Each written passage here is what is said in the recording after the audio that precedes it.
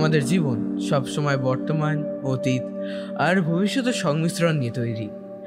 আমরা যেমন অতীতের ঘটনাকে মিটিয়ে ফেলতে পারি না, তেমনি আমাদের অতীতের পরিপ্রেক্ষিতে আসা ভবিষ্যৎকেও এড়িয়ে যেতে পারি না। লড়াই চালিয়ে যেতে হয় একটা ভালো ভবিষ্যতের আশায়। আমাদের আজকের গল্পটিও তেমনই একটা খারাপ অতীতকে হারিয়ে ভালো ভবিষ্যৎ গড়ার গল্প। আমাদের আজকের গল্প অর্পিতার ইমির কলমে এমনও হয়। গল্পের মুখ্য চরিত্রে রয়েছে লিপি, অক্ষর ও বর্ণ। আমাদের আজকের গল্পটির সমস্ত চরিত্র, স্থান এবং ঘটনা কাল্পনিক। এর সাথে বাস্তবের কোনো মিল নেই, আর যদি মিল থেকেও থাকে সেটা সম্পূর্ণ অনিচ্ছাকৃত কিংবা কাকতালীয়। টিম গল্পতেই জব্দ কোনোভাবেই কোনো তন্ত্রমন্ত্র, কুসংস্কার কিংবা ঝাড়ফুঁককে প্রশ্রয় দেয় না। এটি সম্পূর্ণ শ্রোতাদের মনোরঞ্জনের জন্য তৈরি। আশা করি আপনারাও মনোরঞ্জনের ভিত্তিতেই গল্পটি শুনবেন। শুরু হচ্ছে আমাদের আজকের গল্প এমনও হয়।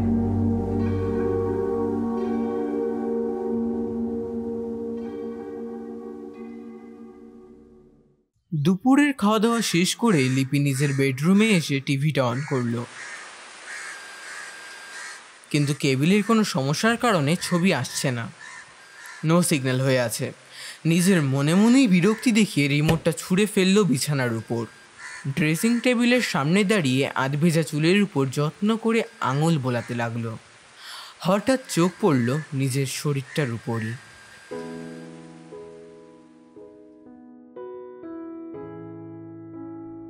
বছরখানেক আগেও আমার ফিগার দারুণ ছিল। বর্তমানে শরীরের স্থানে স্থানে মেদ জমেছে, বিশেষ করে পেটে, যদিও এর অন্য একটা উপলক্ষ আছে।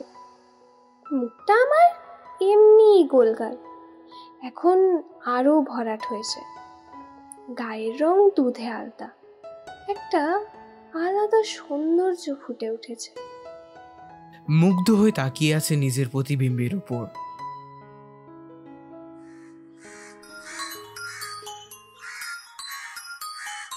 হঠাৎ ফোনটা বেজে উঠল। আয়না থেকে চোখ সরিয়ে বিছানার দিকে গেল। ফোনটা হেড হয়ে নিতে গিয়ে পায়ে খুব জোরে টান লাগলো। সোজা হয়ে নিজেকে সামলাতে গিয়ে ফোনটা কেটে গেল। খুব সাবধানে বিছানায় বসে হাত বাড়িয়ে ফোনটা নিয়ে দেখলো আননোন নাম্বার। মাথাটা গরম হয়ে গেল লিপির। টিভিটাও চললো না, ফোনটাকে করলো তারও ঠিক নেই, অথচ এত জোরে লেগে গেল। ভয় লাগে যদি কোনো ক্ষতি হয়ে যায়। আচ্ছোয়া হয়ে পিঠ পর্যন্ত খোলা চুলগুলো পেছনে ছড়িয়ে দিল। লিপির হাজবেন্ড অক্ষর একটা বড় হসপিটালের হার্ট সার্জেন্ট। লিপি নিজেও একজন বেশ নামী সাইকোলজিস্ট।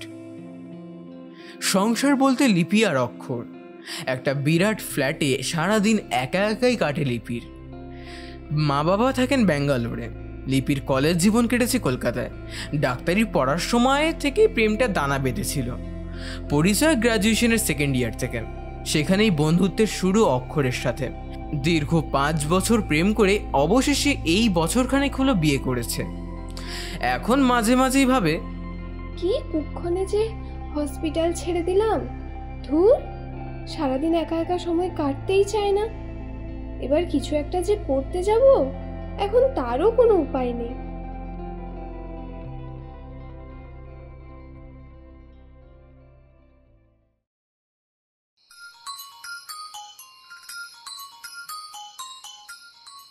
কখন যে ঘুমিয়ে পড়েছিল লিপি নিজেই বুঝতে পারেনি।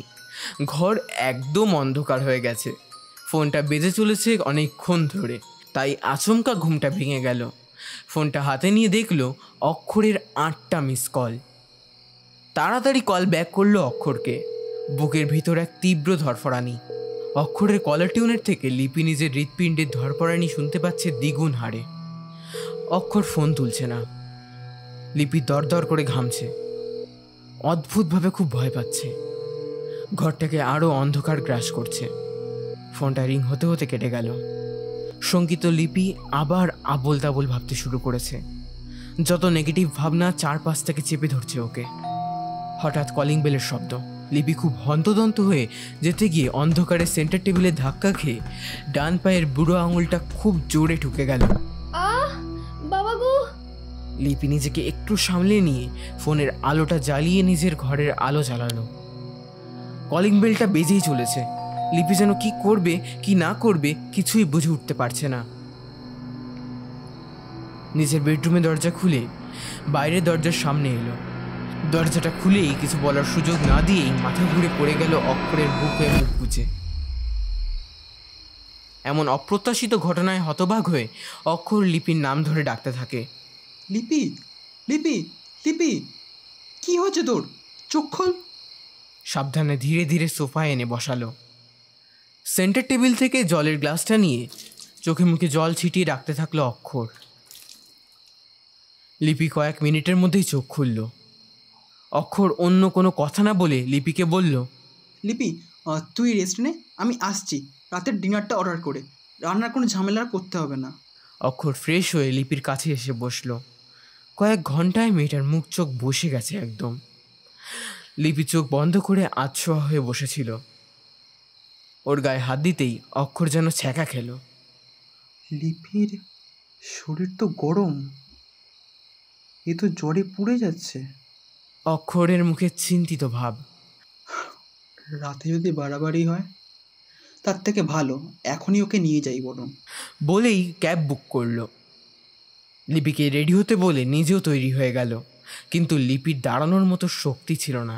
অজ্ঞতা ঘরের ড্রেসেই বেরিয়ে গেল। লিপিকে সাবধানে লিফটে করে নামিয়ে গাড়িতে বসিয়ে দিল। নিজেও উঠে বসলো লিপির পাশে। এতক্ষণে লিপি কথা বলল। আমার কি হয়েছে যে তুই ডাক্তার আঙ্কেলের কাছে নিয়ে যাচ্ছিস? অক্ষর সামান্য হেসে বলল, তোর জন্য না, আমি তো আমার জন্য যাচ্ছি। তোর কোনো প্রবলেম আছে আমার সঙ্গে যেতে? লিপি মুচকি হাসি দিয়ে বলল, তুই আর বড় হলি না।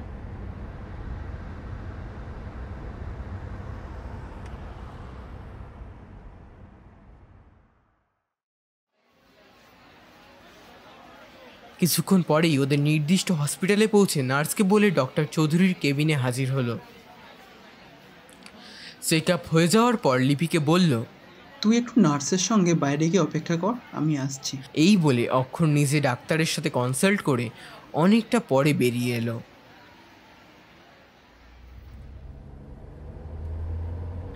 গাড়িতে বসে একটু চিন্তিত অক্ষর। লিপি বিশেষ কথা বলার অবস্থায় নেই, তবুও অক্ষরের এই থমথমে মুখ দেখে আস্তে আস্তে জিজ্ঞাসা করলো, কি বলেছেন আঙ্কেল? তোকে সাবধানে রাখতে বলেছেন। তোর দেখাশোনার জন্য একজন ভালো ও অভিজ্ঞ কাউকে 24 ঘন্টার জন্য রাখতে বলেছেন। লিপি হাসতে হাসতে অক্ষরের কাঁধে লুটিয়ে পড়ল। উদ্বিগ্ন মুখে অক্ষর জিজ্ঞাসা করলো, হাসি থামা লিপি।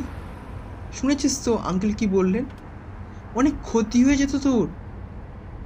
এতবার করে ফোন করলাম, তুই যে কি করছিলি সেটাই বুঝতে পারছি না। এই শোন, কি হয়েছিল রে? চিন্তা ও উদ্বিগ্নতা নিয়েই অক্ষর প্রশ্ন করলো লিপিকে। আমি নিজেও অনেকবার ভেবেছি কেন এমন হলো। আমি তো খুব স্বাভাবিক ছিলাম, হঠাৎ করে শরীরের মধ্যে অস্বস্তিটা কেন চারা দিল সেটাই ভেবে পাচ্ছি না। দুপুরের ওই ফোন আর কোনো এক অজানা অনুভূতি কেমন যেন সম্মোহিত করেছিল। এই তোর কি হয়েছে বলতো? তোর এই পরিবর্তনের কারণ আমি কিছুই বুঝতে পারছি না। তোর প্রেগনেন্সির পর থেকে তোর বড্ড শরীর খারাপ হচ্ছে। আমার মনে হয় তোকে তোর বাবা মার কাছে ব্যাঙ্গালোর পাঠিয়ে দেওয়া উচিত, যতদিন না অন্তত আমাদের বেবি হচ্ছে। যাবি নাকি ব্যাঙ্গালোর? চিন্তা ও উদ্বিগ্নতা নিয়েই অক্ষর প্রশ্ন করলো লিপিকে।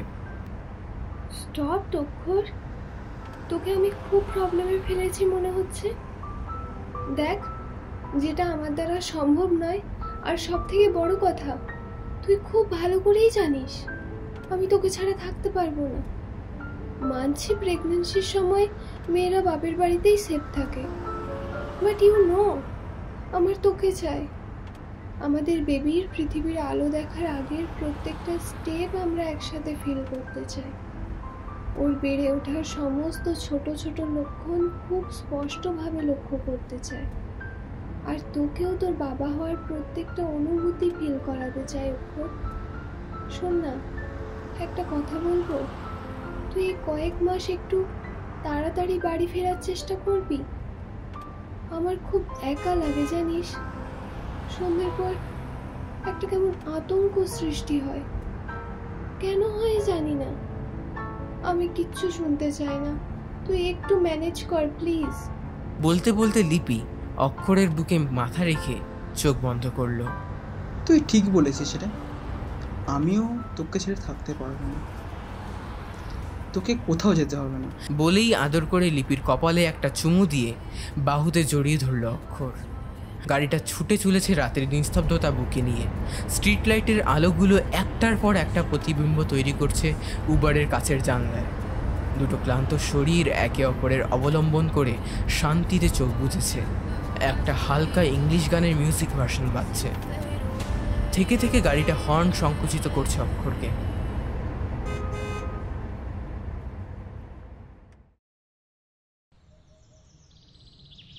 পরের দিন খুব সকাল সকাল কলিং বেলের শব্দে ঘুম ভেঙে যায় অক্ষরের। পাশের ফ্ল্যাটের চন্দ্রিমা আন্টি এসেছে। অক্ষর তড়িঘড়ি গিয়ে দরজাটা খোলে। গতকালের পার্সেলটা দিতে এসেছি। আসলে আমাদের ফ্লাইট আছে 8টা নাগাদ, ব্যাংকক যাচ্ছি ছেলের কাছে। পার্সেলের সাথে একটা মিষ্টির প্যাকেট। কিছুটা অবাক হয়েই অক্ষর জানতে চাইল, আন্টি, মিষ্টি কেন? মানে পার্সেলের সাথে তো মিষ্টি। বাকি কথা বলতে না দিয়েই উনি বললেন, আমার নাতি হয়েছে, আমরা তো নাতিকেই দেখতে যাচ্ছি ব্যাংকক। এই শুভ খবরটা খালি হাতে দেব? কিছুদিন পরে তোমার ঘর আলো করেও তো একটা ফুটফুটে বাচ্চা হবে। যাই হোক, আমি আসি, তোমরা সাবধানে থেকো। লিপিকে সাবধানে থাকতে বলো, তোমার আঙ্কেল নিচে অপেক্ষা করছেন। আসি। বলেই চলে গেলেন চন্দ্রিমা আন্টি।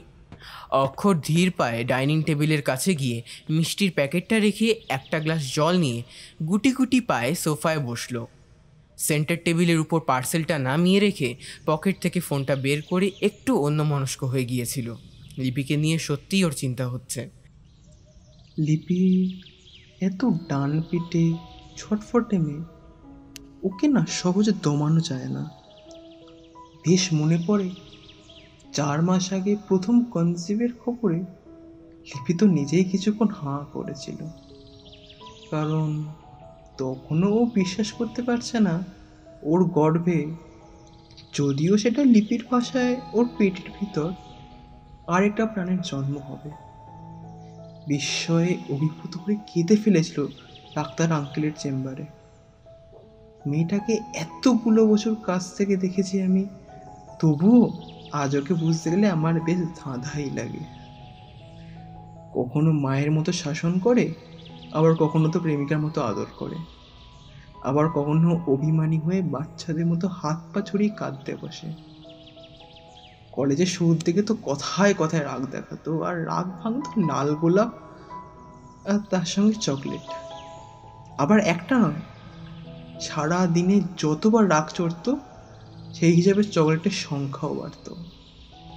এখন এসবগুলো খানিকটা কমেছে, তবে স্বভাব এখনো তেমনই আছে।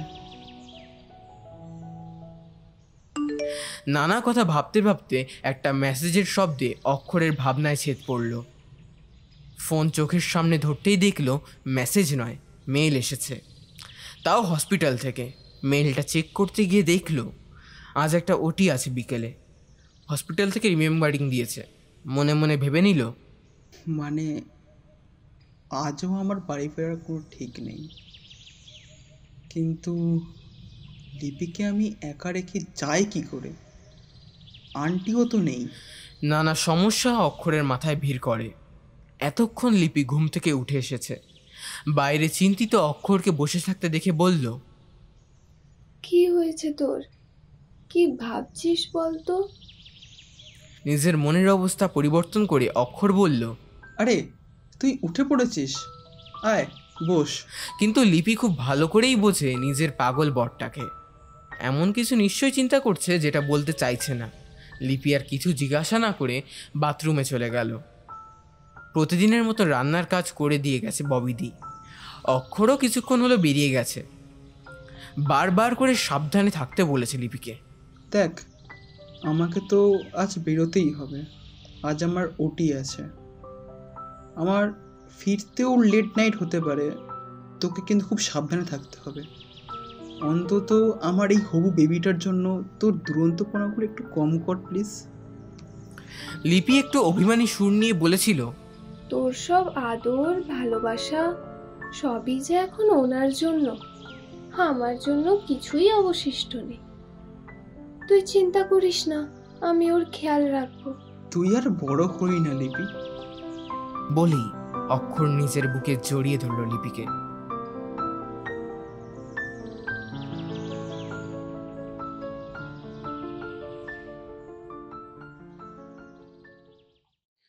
দুপুরে লিপি একটা গল্পের বই নিয়ে বসেছে। বইটা অনেক পুরনো। একটা গল্প পড়তে পড়তে পুরনো একটা বন্ধুর কথা মনে পড়ে গেল।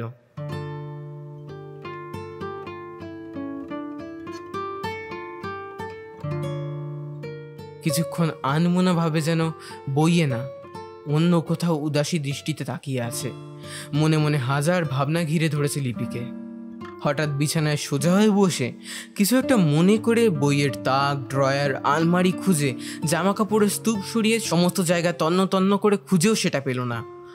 আবার গিয়ে বসলো বিছানায়। হতাশ মুখে বইটা হাতে নিতে গিয়ে হাত থেকে পড়ে গেল মেঝের উপর। আর সাথে সাথেই একটা ছবি বেরিয়ে পড়লো আরও কিছুটা দূরে। ছবিটা তিন মূর্তির। খুব উল্লাসে তিনজনেই লাফিয়ে উঠেছে। এইরকম একটা মুহূর্তের ছবি ক্যামেরা বন্দি করা। আমরা স্বভাবতই যারা বেশি আবেগপ্রবণ হই বা অতীতের ছোট ছোট স্মৃতির উপর যাদের খুব আকর্ষণ, তারা কেবল বুঝবে এই মুহূর্তে লিপির মনের অবস্থা। স্কুল কলেজের বন্ধুরা চিরকাল একটা দুর্বলের জায়গা। যাদের সাথে ধীরে ধীরে সম্পর্কটা বন্ধুত্বের থেকে কবে যে আত্মার সাথে মিশে যায় আমরা বুঝেই উঠতে পারি না। হঠাৎ করে দেখা হলে আমরা সেই স্মৃতির তলানিতে মিশে যাই। কলিং বেলের শব্দ শুনে লিপি ছবিটা থেকে মুখ তুলে ঘড়িটা দেখল। 3:50। এ সময় কে এলো? ভাবতে ভাবতে দরজা খুলল। একটা সেলস বয় পেছনে ঘুরে দাঁড়িয়ে আছে। বলুন, কি চাই? ম্যাম, বলেই যে ঘুরে দাঁড়ালো তাকে দেখে লিপির দু চোখ বিস্ফারিত হয়ে গেল। ভয়ে আতঙ্কে চিৎকার করে লিপি জ্ঞান হারালো। সেলস বয়টি কিছুক্ষণ কিং কর্তব্য বিমরূঢ় হয়ে দাঁড়িয়ে রইল। স্বাভাবিক হতে নিচে নেমে সিকিউরিটি গার্ডকে খবর দিয়ে তাকে সঙ্গে করে নিয়ে লিপির ফ্ল্যাটের দরজার সামনে দাঁড়িয়ে পড়ল। সিকিউরিটি গার্ডটিও নিচের ফ্ল্যাটের দুজন মহিলাকে খবর দিয়ে এসেছিল আসার পথেই। ওদিকে হসপিটালে খবর দিতে গিয়ে সিকিউরিটিটি জেনেছে অক্ষর অপারেশন থিয়েটারে। জটিল একটা অপারেশন চলছে। এই সময় যত বড় ইমার্জেন্সি হোক তাকে কোনো খবর দেওয়া যাবে না। এদিকে 3-4 জন নিচ থেকে নেমে ছুটে এসেছেন। লিপিকে ধরাধরি করে পাশের সোফায় শুয়ে জল চোখে মুখে ছিটি জ্ঞান ফেরানোর চেষ্টা করে চলল সকলে। কিছুক্ষণ পর জ্ঞান ফিরলেও লিপির ধুম জ্বর আসে। একটা নাম অস্ফুটভাবে বলতে থাকে,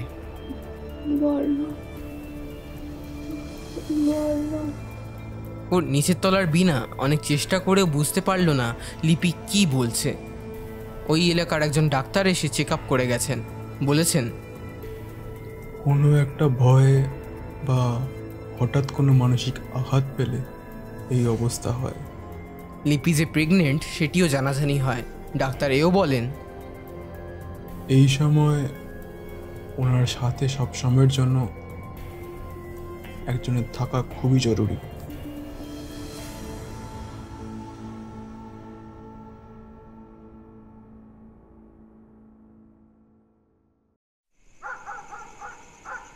রাত প্রায় 1টা। লিপির পাশে বসে আছেন 3 জন। বাকিরা নিজের নিজের রুমে চলে গেছে। অক্ষর নিজের চেনা বিল্ডিংয়ের সামনে এসে একটু থমকে দাঁড়ালো। হসপিটালের গাড়িটা নিয়েও এসেছিল। আশপাশটা একদম শুনশান। যদিও রাত অনেক হয়েছে, এখন কে আর জেগে বসে থাকবে। কিন্তু গাড়ির হর্ন বাজতেই গার্ড এসে গেট খুলে দিল। অক্ষর ভেতরে আসতেই সমস্ত ঘটনা খুলে বলল অক্ষরকে। কিন্তু অক্ষর অবাক হলো এই ভেবে, রিসেপশনে তো কোনো খবর পেলাম না, কেউ তো কিছু জানালো না আমাকে। অক্ষর আর অপেক্ষা না করে দৌড় দিল নিজের অ্যাপার্টমেন্টের দিকে। তাড়াহুড়োর মধ্যে লিফটের কথা বেমালুম ভুলে গেল। একটার পর একটা সিঁড়ি ভেঙে যত তাড়াতাড়ি সম্ভব উপরে উঠতে লাগলো। পুরো 2টো ফ্লোরে নিবিড় নিস্তব্ধতা পেরিয়ে খুব হাঁপিয়ে উঠেছিল, যেন অক্ষরের মাথা কাজ করছে না। মনের মধ্যে একটাই ভাবনার সাইক্লোন হচ্ছে বারবার। লিপি ঠিক আছে তো? পাশ থেকে কেউ যেন বলল, অক্ষর দাঁড়িয়ে পড়ল, ধীরে ধীরে বলল, কে বললো কথাটা? লিফটের মধ্যে আটকে পড়েছে অক্ষর। 20 মিনিট হলো বিদ্যুৎ পরিষেবা বন্ধ হয়ে গেছে। লিফট মাঝপথে থমকে দাঁড়িয়েছে। মাথায় একরাশ চিন্তা, অন্য পাশে লিপিকে দেখার প্রবল ইচ্ছে, অনাগত সন্তানের স্বাস্থ্য নিয়ে একটার পর একটা ভাবনা অক্ষরকে অসহায় করে তুলছে। কি ভুল করে সিঁড়ি ছেড়ে লিফটের দিকে এলো, এখন ঠোঁট কামড়ানো ছাড়ার উপায় নেই। মনে মনে নিজেই নিজেকে দোষারোপ করছে। সিঁড়ি দিয়ে উঠতে গিয়েই আবার লিফটের দিকে এগিয়েছিল অক্ষর। তাড়াতাড়ি পৌঁছানোর আকুলতা অক্ষরকে দিশেহারা করে দিয়েছে। ঘটাং করে একটা শব্দ তুলে হঠাৎ লিফটটা কেঁপে উঠল। অক্ষরের ভিতরটা ছটফট করছে। আবার বিদ্যুৎ সংযোগ হয়েছে। 5 তলায় লিফট থেকে নেমে ডান দিকের লম্বা করিডোর ধরে হেঁটে একদম শেষ রুমটা অক্ষর আর লিপির। ঘরে ঢুকে অক্ষর দেখল লিপি অন্ধকারে চুপটি করে বসে আছে। সোফায় কে যেন ঘুমাচ্ছে। লিপির সমস্ত চুল এলোমেলো।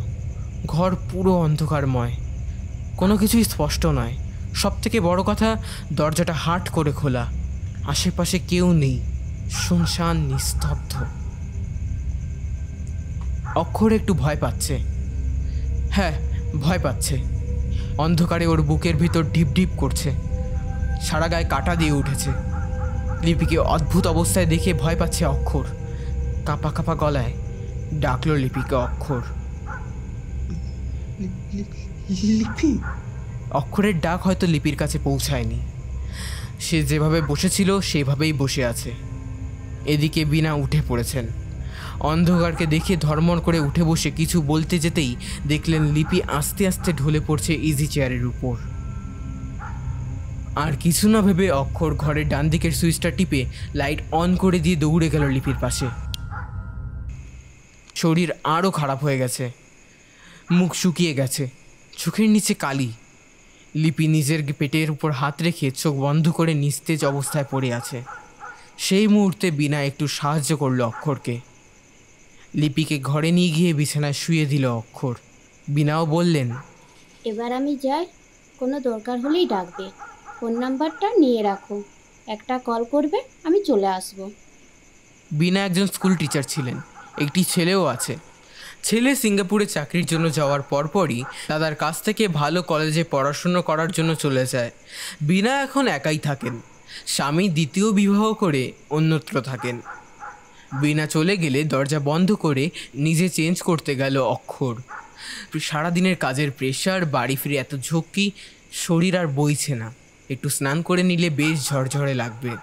বাথরুমে ঢুকতে গিয়ে 2 চোখ বিস্ফারিত করে চিৎকার করে উঠল অক্ষর। আহ! লিপি কেমন ঘোলাটে দৃষ্টি নিয়ে উঠে এলো অক্ষরে চিৎকার শুনে। ছুটে বাথরুম থেকে বেরিয়ে আসতে গিয়ে ধাক্কা লাগলো লিপির সাথে। পড়তে পড়তেও সামলে নিল দুজনেই। খুব জড়ানো স্বরে লিপি বলল, তুই কি পাগল হয়ে গেছিস? এভাবে চিৎকার করছিস, ছুটছিস? এই শোন শোন, ওকে দেখেছিস ওকে? শেষ কথাগুলো কেমন অসংলগ্নভাবে দাঁত চিপে চিপে বলেছিল লিপি। অক্ষর চোখ বড় বড় করে কিছুক্ষণ দেখে নিজের ভয়কে উপেক্ষা করে লিপির কাজ ঝাঁকিয়ে বলল, কি হয়েছে তোর লিপি?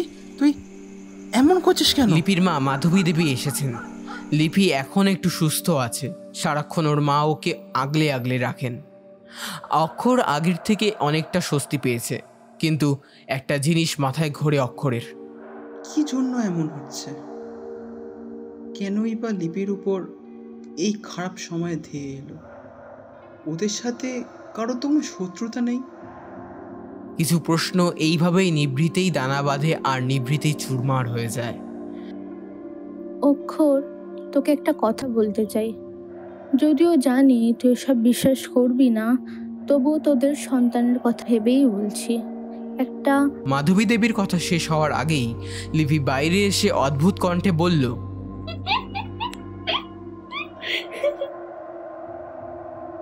কোনো লাভ নেই মা, কোনো লাভ নেই। সেদিন তো ওকে বাঁচাতে গিয়ে ওই শয়তানটার সাথে শত্রুতা করেই ফেলেছি আমরা। তাই সে প্রতিশোধ নিতে আসছে। তোমরা কেউ আটকাতে পারবে না, সে এসে নিয়ে যাবে ওকে। বলেই নিজের গর্ভে হাত দিয়ে বিকট শব্দ করে হাসতে হাসতে লিপি বলল,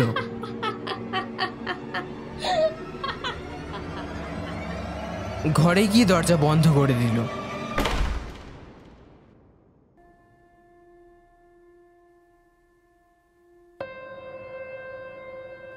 আজ আর অফিস যাওয়া হলো না। লিপিকে অনেকবার ডেকেও দরজা খোলানো যায়নি। মাধবী দেবীর চোখ মুখে আতঙ্ক স্পষ্ট। নানা চিন্তা ভাবনা করে অক্ষর এখনো কোনো সিদ্ধান্তে পৌঁছায়নি। রান্না হয়নি কিছু। অক্ষর সৌরভকে ফোন করেছে। ও এলেই ওর সাথে আলোচনা করে সিদ্ধান্ত নেবে অক্ষর। সৌরভ বিশেষ কিছু নয়, তবুও ও একজন আছে যে অফিসের কলিগের থেকেও অনেক বড় জায়গায় আছে।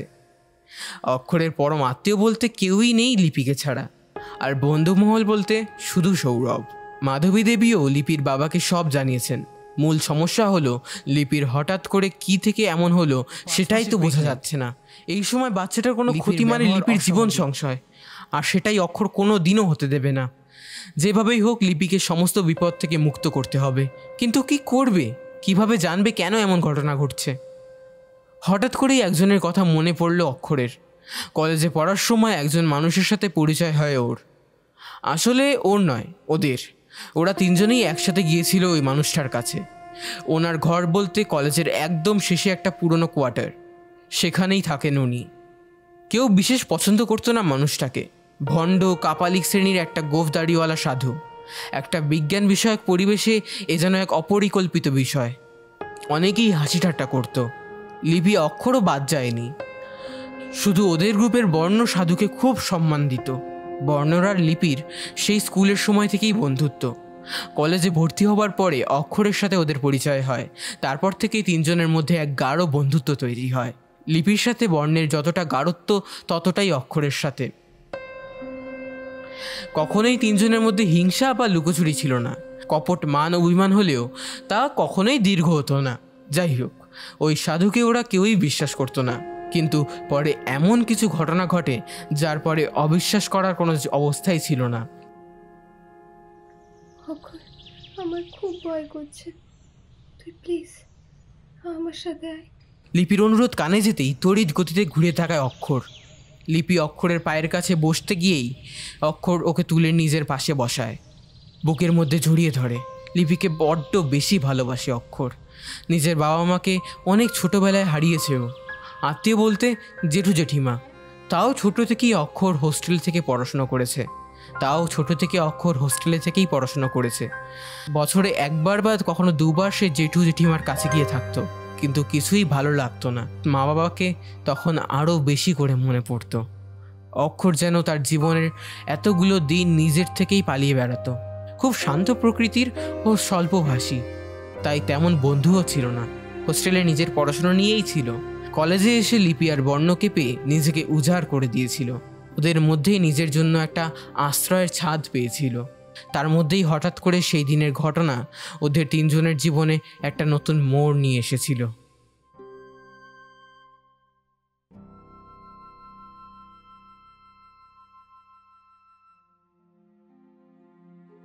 তিন বন্ধু ডাক্তার হওয়ার স্বপ্ন দেখেছিলাম একসাথে, কিন্তু আমাদের মধ্যে বর্ণ একটু ভীতু প্রকৃতির ছিল। আর ডাক্তারি পড়া মানে যে শুধু পড়াশোনার চাপ তাই তো নয়, আরও অনেক রকমের চাপ আছে। এই বিষয়ে কি কতটা অভিজ্ঞ তা আমি জানি না, কিন্তু আমি জানি শুধু লেখা বা পড়ার উপর না, কিছু ভয়ঙ্কর সিচুয়েশনের মধ্য দিয়েও এই গণ্ডি পেরোতে হয়। কাটা, ছেঁড়া, সূচ, রক্ত, মানুষের যন্ত্রণা, শরীরের এক একটি অংশের পরীক্ষা, মৃতদেহের সঙ্গে একই ঘরে থাকা, বাপ রে! বর্ণের তো এসব ভাবলেই শরীর ঠান্ডা হয়ে যেত। আর সেই দুর্বলতা নিয়েই বারবার ঠাট্টা করতাম লিপি আর আমি। বর্ণ সেটা কখনোই গায়ে মাখতো না। সে জানে আমাদের ঠাট্টা এ কোনো কালেই বন্ধ করতে পারবে না, কারণ এটা তো সত্যি। একটা 20-21 বছরের ছেলে যতটা সাহসী, যতটা বেপরোয়া বা যতটা উচ্ছলতার পরিচয় দেয়, তা ওর কোনো গাড়িই ছিল না। হঠাৎ একদিন 3 বন্ধু কলেজ বাঙ্ক করে নন্দনের নতুন থিয়েটার শো সোপান দেখতে গেছিলাম। সোপান তখন পুরো হল কাঁপাচ্ছে বস। দমদম থেকে মেট্রো করে সোজা রবীন্দ্র সদন। আজ প্রচণ্ড রোদ। আমি, বর্ণ আর লিপি সায়েন্সের 2য় বর্ষের স্টুডেন্ট ছিলাম। পড়াশোনায় তুখোড় 3 জনই, সেটা যদিও ততক্ষণে সবাই জেনে গেছিল। যাই হোক, তবে শুধু যখন থিওরি থেকে প্র্যাকটিক্যালে ক্লাস চলে, যখন ব্যাঙের বডি চিরে পেটের ভিতরে একটা নাড়ি ভুড়ি পর্যবেক্ষণ করতে হয়, তখনই তো বর্ণের ভিতরে এক অজ্ঞাত ভীতু মনটা হামাগুড়ি দিতে শুরু করে দিত। সেই দিনও প্র্যাকটিক্যাল ক্লাস ছিল, তাও আবার বড় ইঁদুরের উপর। তাই আগের দিন থেকেই কাঁদুনি গাইছিল বর্ণ। ও তোর আমাকে বাঁচা, আমি কাল ক্লাস করতে পারবো না, চল কোথাও থেকে ঘুরে আসি। হো হো করে হেসে উঠেছিলাম লিপি আর আমি। সেটা দেখে তো বর্ণের মুখ রাগে লাল হয়ে গেছিল। অবশেষে রাতে 3 জন কনফারেন্স কলে ফাইনাল করলাম যে একটা ছোট্ট ব্রেক নেওয়াই যেতে পারে। এমনিতেও অনেকদিন পড়াশোনার চাপে আমাদের তেমন কোথাও বেরোনো হয়নি। সেমিস্টার চলছিল, তাই কলেজ থেকে হোস্টেল আর হোস্টেল থেকে কলেজ, এই করেই কেটেছে 2 মাস। নন্দনে পৌঁছে লিপি সেলফি তোলার জন্য ব্যস্ত হয়ে উঠেছিল। যদিও আমার এটা খুব একটা পছন্দ নয়, তবে ফটোগ্রাফিতে হাত যশের জন্যই বোধ হয় লিপি আমাকেই সাধ্য বেশি। বর্ণ খুবই শান্ত প্রকৃতির। কী করে যে সায়েন্সের স্টুডেন্ট হলো, সেটাই লিপি আর আমি কেউই কখনো বুঝতে পারিনি। সেই দিন তো নির্মাল্য ল্যাবে কিছু করতে করতে একটা রাসায়নিক গ্যাস হাতে পড়ে বেশ কিছুটা অংশ পুড়ে যায়। বর্ণ ওর পাশেই ছিল। সেটা দেখে ভীষণ ভয়ে চিৎকার করে উঠেছিল। এইদিকে তো নির্মাল্য অবাক, মনে মনে বলেও হয়তো ছিল, এই সাহস তুই সায়েন্স পড়তে এসেছিস ভাই। ওর ঠোঁটের কোণে তাচ্ছিল্যের হাসিটা দেখেছিল লিপি। তবুও ছেলেটা খুব সহজ ও সরল, একটু ভীতু প্রকৃতির। এই যা, এই শোন, এটাই লাস্ট বলে দিলাম, আর যদি বলেছিস ছবি তুলতে মেরেই ফেলবো। লিপিও ঠোঁট ফুলিয়ে রাগে গজগজ করতে করতে ঢুকে গেছিল। আমি ততক্ষণ আশপাশে একটু ঘুরে দেখছিলাম। তখন মিনিট 10 পর আমার ফোনটা হঠাৎ বেজে উঠেছিল। রিসিভ করে হ্যালো বলার আগেই লিপি চিৎকার করে উঠেছিল, ওখানেই ঘুরবি নাকি ভিতরে আসবি? শো শুরু হতে আর 10 মিনিট বাকি। ঝপ করে কলটা কেটে দিয়েছিলাম। আমি মুচকি এসে পিছনের স্টলগুলো থেকে এগিয়ে এলাম আর দোকানদারকে বললাম, দাদা একটা চকলেট আর কয়েক রকম খাবার নিয়ে ভিতরে ঢুকলাম। কিছু দূরের একটা পেন্টিংয়ের সামনে দাঁড়িয়েই নিজেদের মধ্যে কথা বলছিল বর্ণ আর লিপি। বেশ তৎপরতা দেখিয়ে আমি বলেছিলাম, চল চল, দেরি হয়ে যাচ্ছে তো। বর্ণ মুচকি হাসলেও লিপি যে খুব ক্ষেপেছে সেটা আমি ভালোই বুঝতে পারছিলাম। সো দেখতে দেখতে চিপস খাচ্ছিল লিপি। বর্ণর মুগ্ধ চোখে তাকিয়েছিল মঞ্চস্থ অভিনেতাদের দিকে। আমি চকলেটটা এগিয়ে দিয়েছিলাম লিপির দিকে।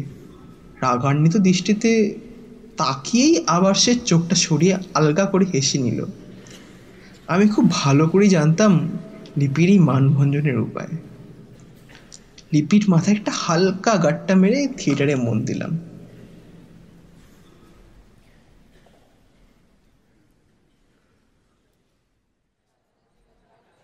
জাস্ট ওয়াও, দারুণ লাগলো আমার। তোদের কেমন লাগলো রে?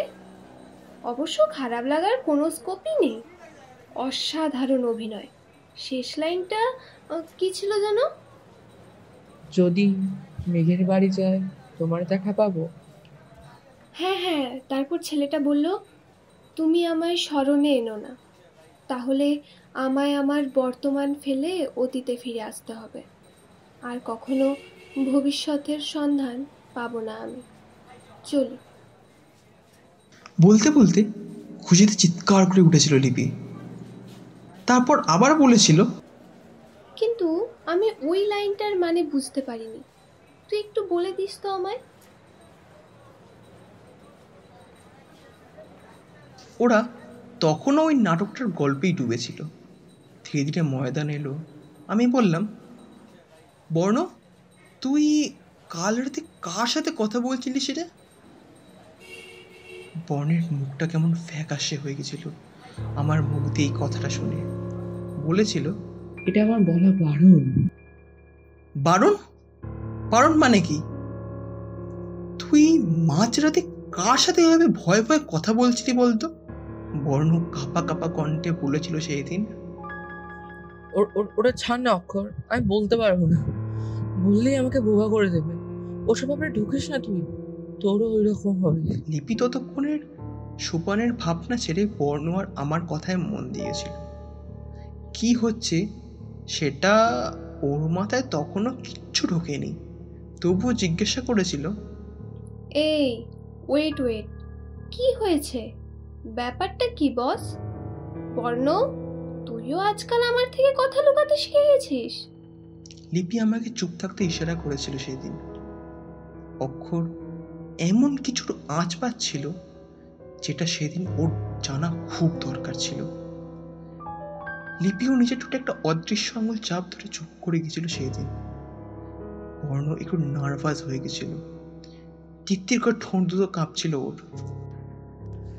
আমি জানি আমি যা বলবো তোরা বিশ্বাস করতে পারবি না, তবু যখন জোর করছিস আমি বলছি।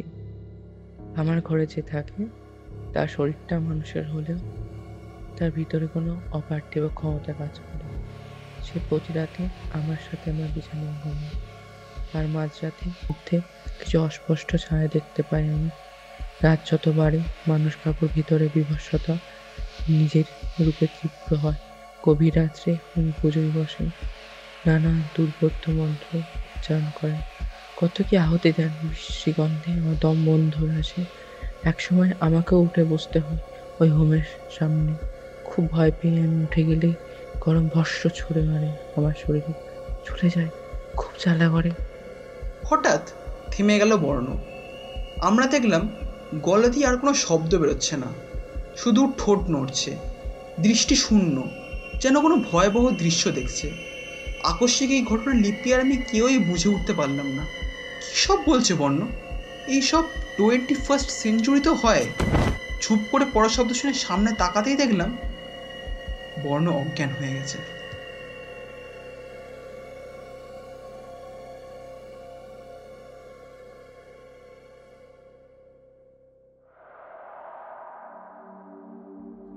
ওই দিনের পর মাঝে কেটে গেছে 1 সপ্তাহ। বহুবার ফোন করেছি, তবু কোনো রেসপন্স পাইনি আমি। সেদিন বর্ণকে নিয়ে অক্ষর হোস্টেলে ফেরার পর থেকেই আর কোনো খবর পাচ্ছি না দুজনেরই। বর্ণ বা অক্ষর কাউকেই কলেজে আসতেও দেখিনি আমি। এমনকি ওই ঘটনার 2 দিন পর থেকে দুজনেরই ফোন সুইচ অফ। এরপর আমি সিদ্ধান্ত নিলাম যে করেই হোক হোস্টেলে গিয়ে খবর নেব, কিন্তু নানা ভাবনা আমাকে চেপে ধরে সমানভাবে। যদি সত্যি হয় তাহলে বর্ণের বলা কথা অনুযায়ী ওই হোস্টেলের সুপার মেইন কালপেট।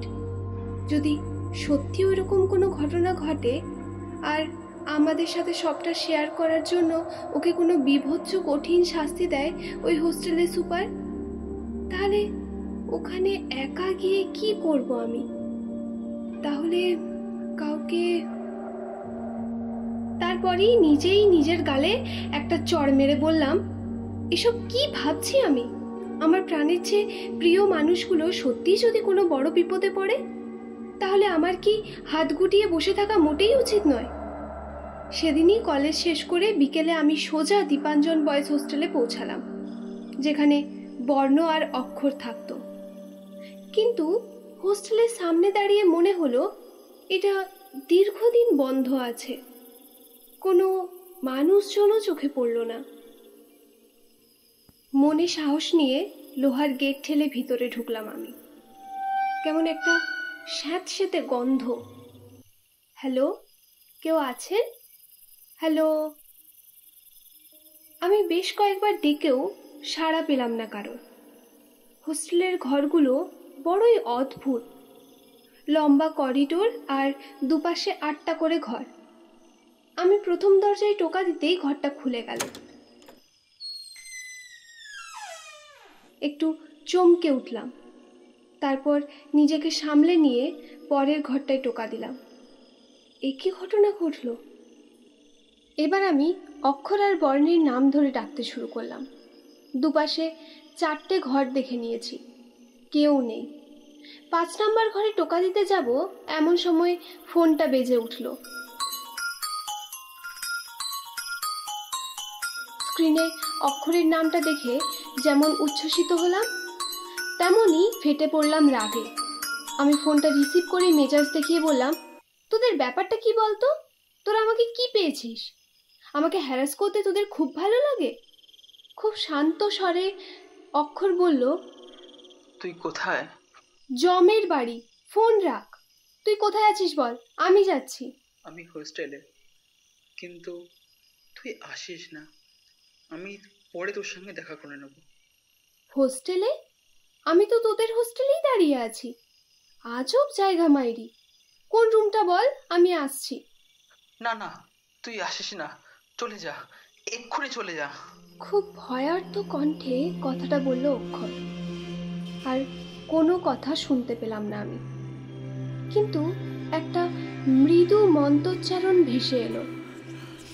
তারপরে আমি অনুভব করলাম আমার সামনের দরজাটা আস্তে আস্তে খুলছে। আমি শক্ত হয়ে ঘুরতেই যে দৃশ্য দেখলাম তাতে আমার বাক শক্তি লোপ পেয়ে গেছে। ঘরের মধ্যে বর্ণ, হাতে নরকরটি। উল্টো দিকে একজন ভীষণ মূর্তির কোষ্ঠী পাথরের মতো কালো রক্তাম্বর পরিহিত ধ্যানমগ্ন কাপালিক জাতীয় লোক। অক্ষর সে ঘরে নেই, কিন্তু ঠিক তার পরের দরজায় অক্ষর দাঁড়িয়ে। কিন্তু এ কে? আমি অবাক হয়ে তাকিয়ে আছি অক্ষরের দিকে। সেই বলিষ্ঠ চনমনে দীর্ঘাকায় ছেলেটির একই দশা। চোখ মুখ শুকিয়ে গেছে, চুলগুলো এলোমেলো, ময়লা জমে আরো বেশ রোগা লাগছে, যেন শরীরের রক্ত কেউ শুষে নিয়েছে। আমি সেদিকে পা বাড়াতেই অক্ষর ঘরের দরজা বন্ধ করে দিল আর বলতে লাগলো, তুই চলে যা লিপি, এখান থেকে চলে যা, তোকেও ছাড়বে না ওই শয়তান। তুই পালা এখান থেকে লিপি, তুই পালা, তুই পালা লিপি। আমি বুঝতে পারলাম অক্ষর কাঁদছে, খুব মুষড়ে পড়েছে। কিন্তু এই অন্যায় মেনে নেওয়া কেন? এই ভণ্ড সাধুর সর্বনাশ করে দেব আমি। কিন্তু সব ভাবনা পরিকল্পনা মাফিক হয় না। পরপর সবকটা ঘরের দরজা ধূপধাপ শব্দ তুলে বন্ধ হচ্ছে আর খুলছে। অক্ষর নিজেকে ঘরে বন্ধও রাখতে পারেনি। ঘরের দরজা হাট করে খুলে গেছে, আর খোলা দরজা দিয়ে ফোনটা ভাসতে ভাসতে আগুনের উপর পড়ে দাউ দাউ করে জ্বলতে শুরু করলো। অক্ষর ছুটে এলো, বর্ণও নিজের মধ্যে নেই। কাপালিকের চোখে মুখে একটা কুটিল হাসি। সোজাসুজি আমার দিকে তাকিয়ে তার ঠোঁটের কোণে শয়তানি হাসি চিকচিক করে উঠল।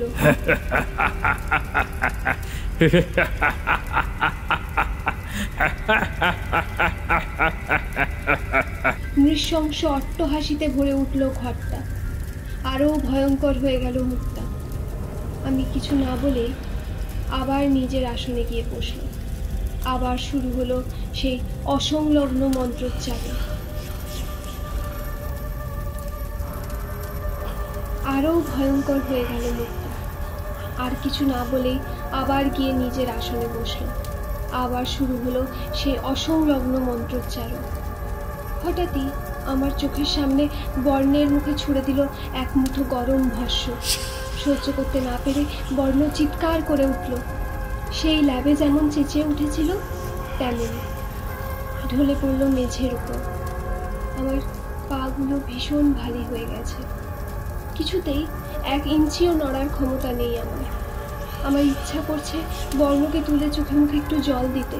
আমি দেখছি বর্ণ কষ্ট পাচ্ছে, তবুও ওই দরজার বাইরে দর্শকের মতো দাঁড়িয়ে দেখাই যেন আমার একমাত্র কাজ এখন। পাশ থেকে খুব ক্ষীণ স্বরে অক্ষর বলল, আমাদের স্বপ্ন পূরণ হলো না লিপি, আর বেশি দিন বাঁচব না আমি। বর্ণকেও একদম নিগড়ে নিয়েছে ওই শয়তান সাধু। নিজের সাধনার জন্য বর্ণের সাথে দিনের পর দিন বশীকরণ বিদ্যা চালিয়ে গেছে ওই পশুটা। সে এটাকে শেষ করে দিচ্ছে, আর আমরা এসব জেনেছি, ও সব বুঝে গেছে। এই হিংস্র জানোয়ারটা বর্ণের সঙ্গে যা যা করেছে আমার সাথে তা করতে শুরু করে দিয়েছে। তোকেও ছাড়বে না, পালা লিপি পালা। আমি কি করব সেটাই বুঝতে পারলাম না। আমার 2 বন্ধুকে বিপদে ফেলে কি করে পালাতে পারবো আমি?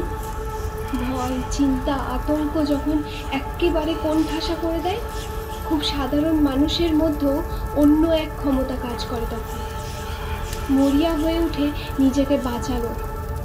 এতক্ষণ যেটা আমি ভুলেই গিয়েছিলাম প্রায়, সেটার জন্যই আবার আমি ছটপটিয়ে উঠলাম। ওকে বাঁচাতে হবে, ওকে বাঁচাতেই হবে। আমাকে আমার বন্ধুদের বাঁচাতেই হবে। ওকে আমার বন্ধুদের কিছুতেই ক্ষতি করতে দেব না আমি। মনে মনে গায়ত্রী মন্ত্র উচ্চারণ করতে শুরু করলাম। ওম ভূর্ভুবস্সঃ তস্য বিতুর্বরেণ্যং ভর্গো দেবস্য ধীমহি ধিয়ো यो न प्रचोदयात्। ওম ভূর্ভুবস্সঃ তস্য বিতুর্বরেণ্যং ভর্গো দেবস্য ধীমহি ধিয়ো यो न प्रचोदयात्।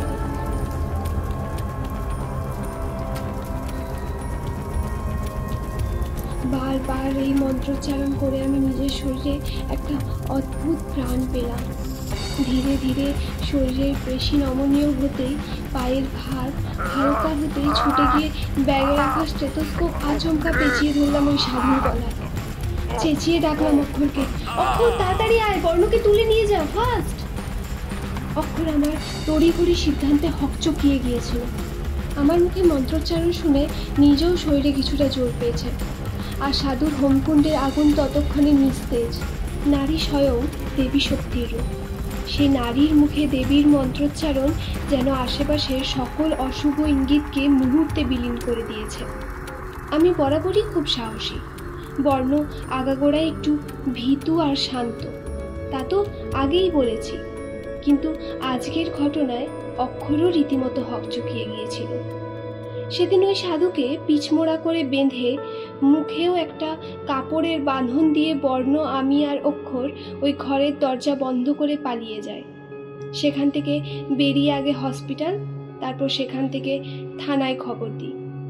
বর্ণর অবস্থা ভালো ছিল না, কোনো সেন্স চলে না ওর শরীরে। অক্ষরের সামান্য আঘাত ছিল। আমি সেই সময় বাড়িতে যাইনি কিছুদিন। দিন রাত ওকে চেষ্টা চালিয়ে গেছি বর্ণকে সুস্থ করার। শরীরে 1 ফোঁটাও রক্ত ছিল না, নানা স্থানে ঘা, শরীর শুকিয়ে কাঠ হয়ে গেছে। অবশেষে প্রায় 5 দিনে অসহ্য যন্ত্রণা সহ্য করে বর্ণ মারা যায়।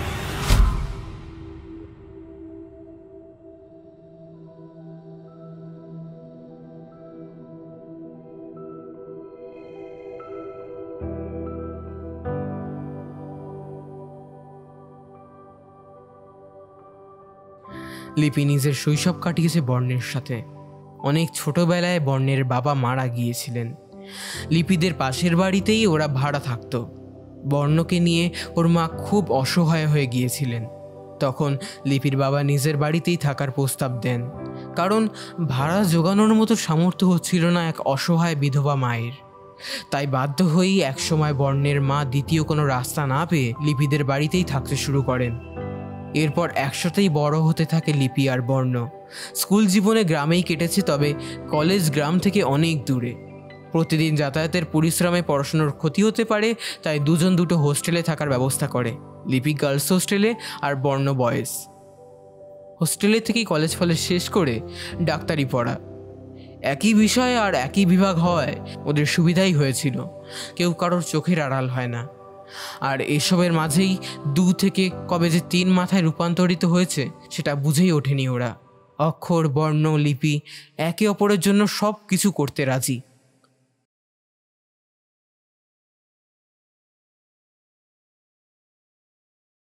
অক্ষরের শরীর দিন দিন জড়িয়ে যাচ্ছে বিছানার সাথে। লিপি একা আর পেরে উঠছে না। ওইদিকে ওই শয়তান কাপালিককে গ্রেফতার করেছে পুলিশ।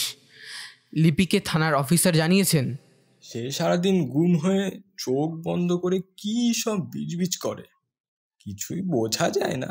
তবে ওর শাস্তির ব্যবস্থা নিশ্চয় করবে আইন। এই কথায় কিছুটা স্বস্তি পেয়ে লিপি ফোন রেখেছিল। প্রায় অনেকগুলো দিন এই হসপিটালেই কেটে গেল। বর্ণ মারা যাবার পরও লিপি হোস্টেলে ফেরেনি। অক্ষরের অবস্থাও যে খারাপ হচ্ছে, ওকে ফেলে যাবে কি করে লিপি? দিন 5 লিপির সাথে কোনো যোগাযোগ করতে না পেরে মাধবী দেবী আবার আসেন মেয়ের সাথে দেখা করতে। হসপিটালে এসে জিজ্ঞাসা করেন রিসেপশনে, নমস্কার, আমি লিপি বোসের মা। লিপি কোথায় একটু বলবেন? এরপর রিসেপশনের খবর শুনে চমকে ওঠেন তিনি। আচ্ছা, অক্ষর কেমন আছে? অক্ষরের অবস্থা ভালো না, কোনো উন্নতি তার হয়নি। উল্টে তার পাশের বেডেই স্থান হয়েছে লিপির। 4-5 দিন আগেই হঠাৎ লিপি মাথা ঘুরে পড়ে যায়। তখন তার চিকিৎসা শুরু হয়, কিন্তু কিছুই ফল হয়নি। একটু একটু করে ক্ষয়ে যাচ্ছে তার শক্তি, কোমায় চলে যাচ্ছে তরতাজা ছটফটে মেয়েটা। এটা শুনে মাধবী দেবীর বুকের ভিতরটা হাহাকার করে ওঠে। একমাত্র মেয়েকে অনেক বড় মানুষ করতে চেয়েছিলাম, অনেক স্বপ্ন সাজিয়েছিলাম ওই মেয়েকে নিয়ে। এখানে এসে কি এমন হলো যে ছেলে মেয়েগুলোর এই পরিণতি হলো? হঠাৎ নার্স ডাকলেন লিপির মাকে। এখানে লিপির বাড়ির লোক কে আছে? আমি। লিপির জ্ঞান ফিরেছে, ও কিছু বলছে, সেটা শোনার জন্যই তাড়াতাড়ি ডাকা হচ্ছে আপনাকে। লিপির মুখের কাছে কান নিয়ে গিয়ে শুনলেন লিপি কি বলছে। সাধু দাদুকে আনো, সাধু দাদু। বলতে বলতেই আবার জ্ঞান হারালো লিপি। মাধবী দেবী কিছুক্ষণ চিন্তা করলেন। এমন কারোর কথা মনে পড়ছে না ওনার। অনেক ভেবেও সাধু দাদু বলে কাউকে মনে পড়ল না ওনার। অবশেষে লিপির বাবা মৃণালবাবুকে কল করলেন, সব বললেন। তখন মৃণালবাবু হঠাৎ বললেন, ওদের কলেজের পাশেই একজন সাধু ছিলেন, লিপি বেশ কয়েকবার বলেছিল, তোমার মনে নেই? চকিতে একটা পাতলা পর্দা সরে যাওয়ায় মাধবী দেবী উঠে দাঁড়ালেন। কল কেটে কলেজের উদ্দেশ্যে দৌড়ালেন। ঠিক কিভাবে যেন পড়ি কি মুড়ি করে কলেজে পৌঁছালেন। কয়েকজনকে জিজ্ঞাসা করে সাধু বাবার কোয়ার্টারের কাছে গিয়ে কোনো কিছু সংশয় না রেখে বেশ চিৎকার করে বলে ওঠেন, বাবা, আপনি অসহায় ছেলে মেয়েগুলোকে বাঁচান বয়সের বাবা। ছাপ পড়লেও ওরা যে ঘোর মানুষটার বিপদে সর্বাঙ্গে পড়েছে। কি যেন একটা লিপি প্রভাব আছে। অবস্থাতেই আপনার নাম বলল আমাকে। কোয়ার্টারের আপনি দরজা ওদের খুলেই বাঁচান বাইরে বাবা। আসতেই মাধবী দেবী ওনার দিকে তাকিয়ে রইলেন। ওনার চোখে মুখে একটা সহজ সরল আত্মতৃপ্তি মনের সমস্ত অশান্তি নিমেষেই শান্ত করে দেয়। হসপিটালে এসে ওনারা লিপি অক্ষরের সাথে দেখা করতে চাইলে ডাক্তার অনুমতি দিলেন না। ওদের অবস্থা খুব শোচনীয়। সব ডাক্তার নার্স মিলে চিকিৎসায় ব্যস্ত। বিশেষ করে অক্ষরের বাঁচার আর আশা নেই। হয়তো কয়েক ঘন্টার মধ্যেই সব শেষ হয়ে যাবে। লিপির ব্রিথিং প্রবলেম হচ্ছে। লিপিকে অক্সিজেন দেওয়া হয়েছে। মৃণালবাবু সেই মুহূর্তে হসপিটালে ঢুকেছেন। মাধবী দেবী তার কাছে গিয়ে কান্নায় ভেঙে পড়তে পড়তে বললেন, আমাদের লিপি। লিপি। কথা শেষ করতে পারলেন না। মৃণালবাবু রিসেপশনে গিয়ে রিকোয়েস্ট করলেন, আর কাউকে না, এই সাধু বাবাকে একবারের জন্য যেতে দিন প্লিজ। আমার এই অনুরোধটুকু রাখুন প্লিজ, প্লিজ ম্যাম। কিন্তু সামান্য আশ্বাস দিয়েও রিসেপশনিস্ট কোনো সাহায্য করতে পারলেন না। ডাক্তার এখন কাউকে ভিতরে যাবার পারমিশন দিলেন না। কিছুক্ষণ চিন্তা করে সাধু বাবা হসপিটালের যেখানে দেবতার মূর্তি স্থাপিত হয়েছে সেখানেই গেলেন। মঙ্গল মূর্তি গণপতির দিকে তাকিয়ে একবার জোর হস্তে প্রণাম করে ওইখানেই ধ্যানস্থ হলেন।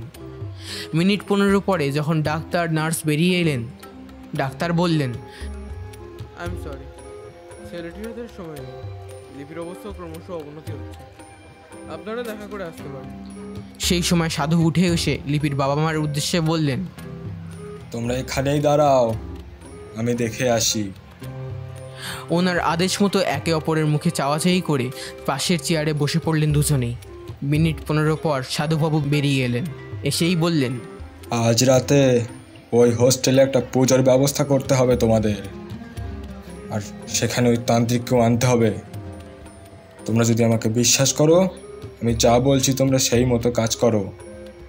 সময় কিন্তু একদম নেই, যত দেরি করবে ছেলে মেয়েগুলোর বাঁচা আসা ততই ক্ষীণ হবে। নিজের কথা শেষ করে সেখান থেকে বেরিয়ে যাচ্ছিলেন সাধু।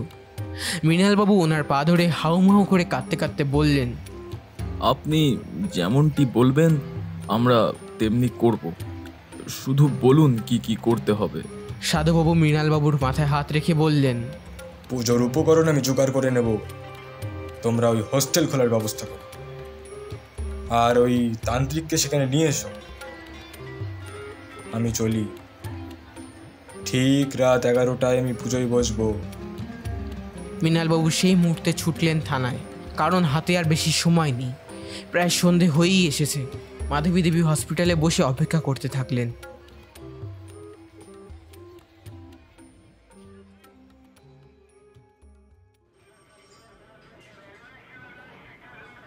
থানার গেটে পা দিতে মৃণালবাবু একটা মানুষের কণ্ঠ শুনলেন। তিনি আর কেউ নন, স্বয়ং কলেজের প্রিন্সিপাল। কিন্তু প্রিন্সিপাল স্যার এখানে হঠাৎ কেন, মনের মধ্যে প্রশ্ন জাগলো তার।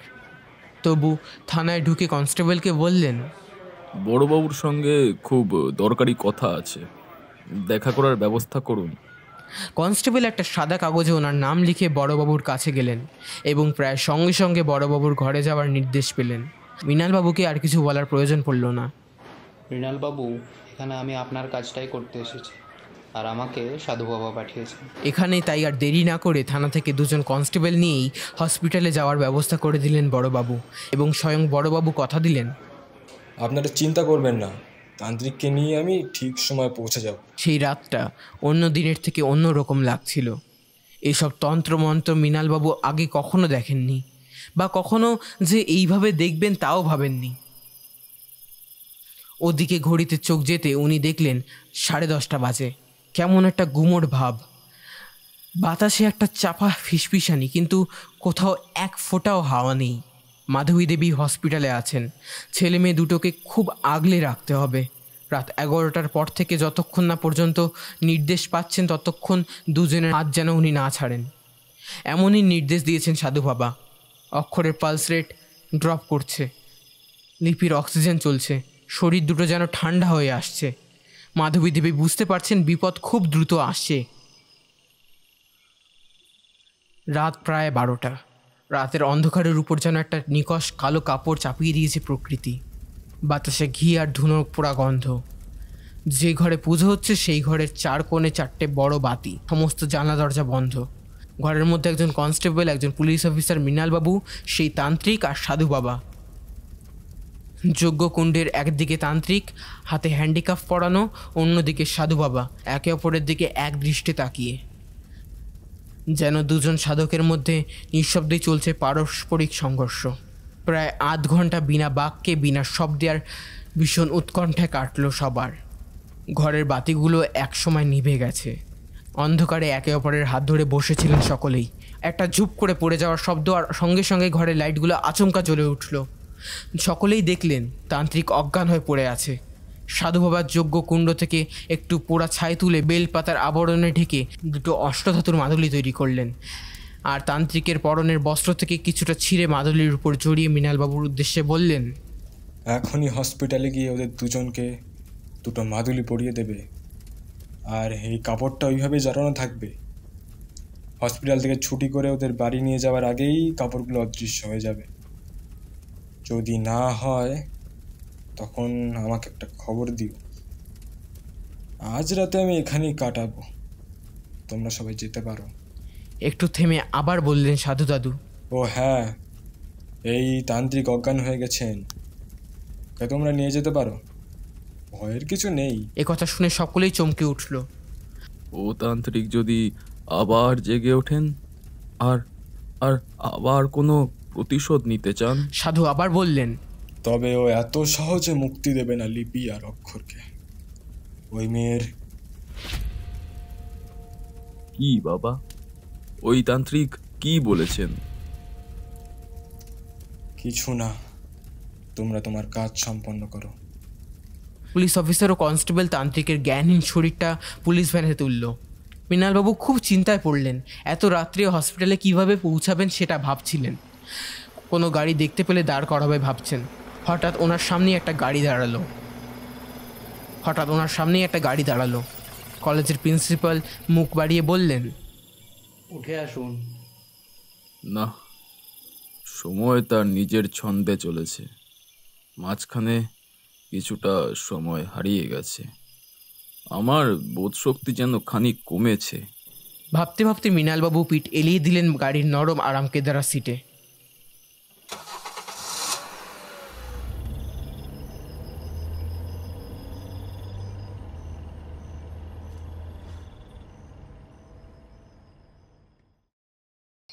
রাত অনেক হয়েছে, লিপি এখনও দরজা খোলেনি। বিকেলে সৌরভ এসেছিল।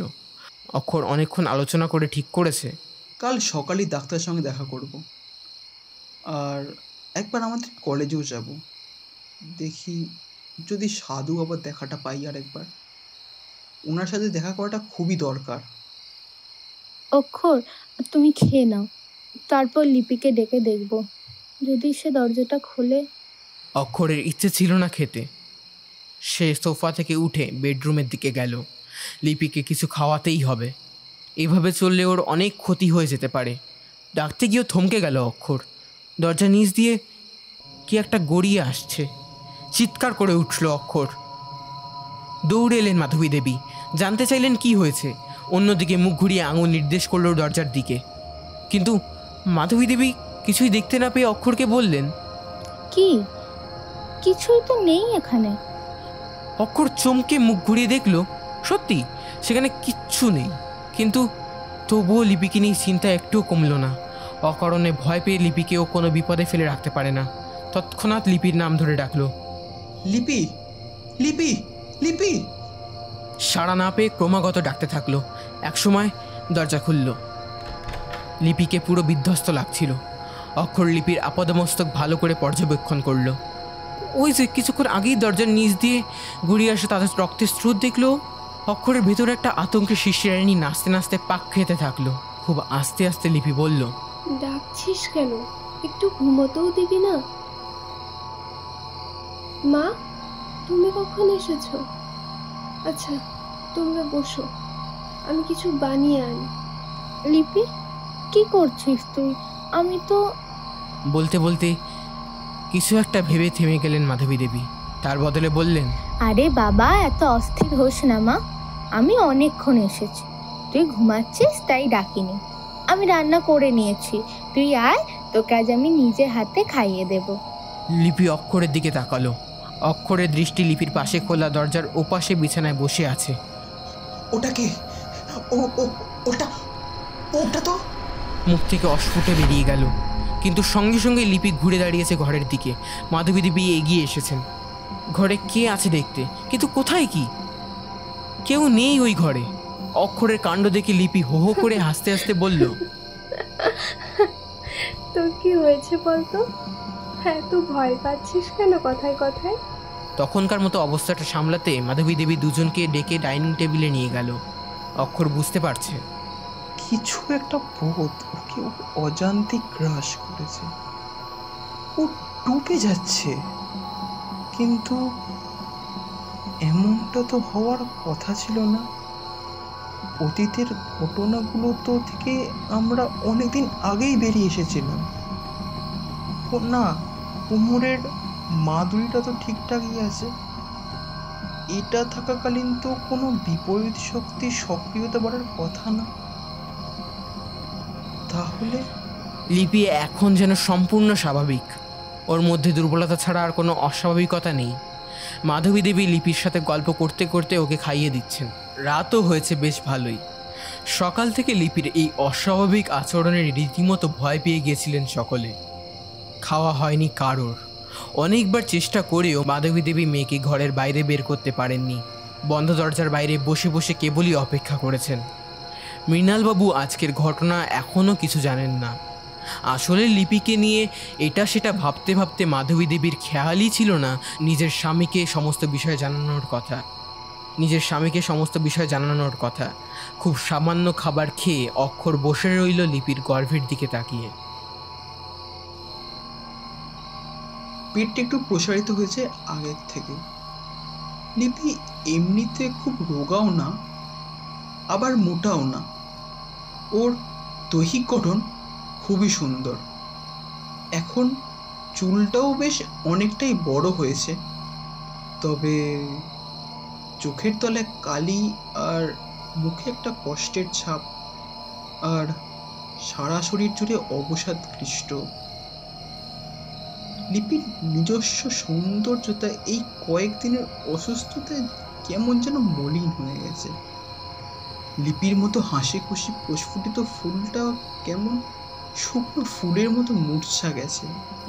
সেই উদ্যমতা নেই, সেই অনবরত কথা বলা নেই, সেই বাচ্চাদের মতো আমার বুকে মাথা রেখে আবদার করাও নেই।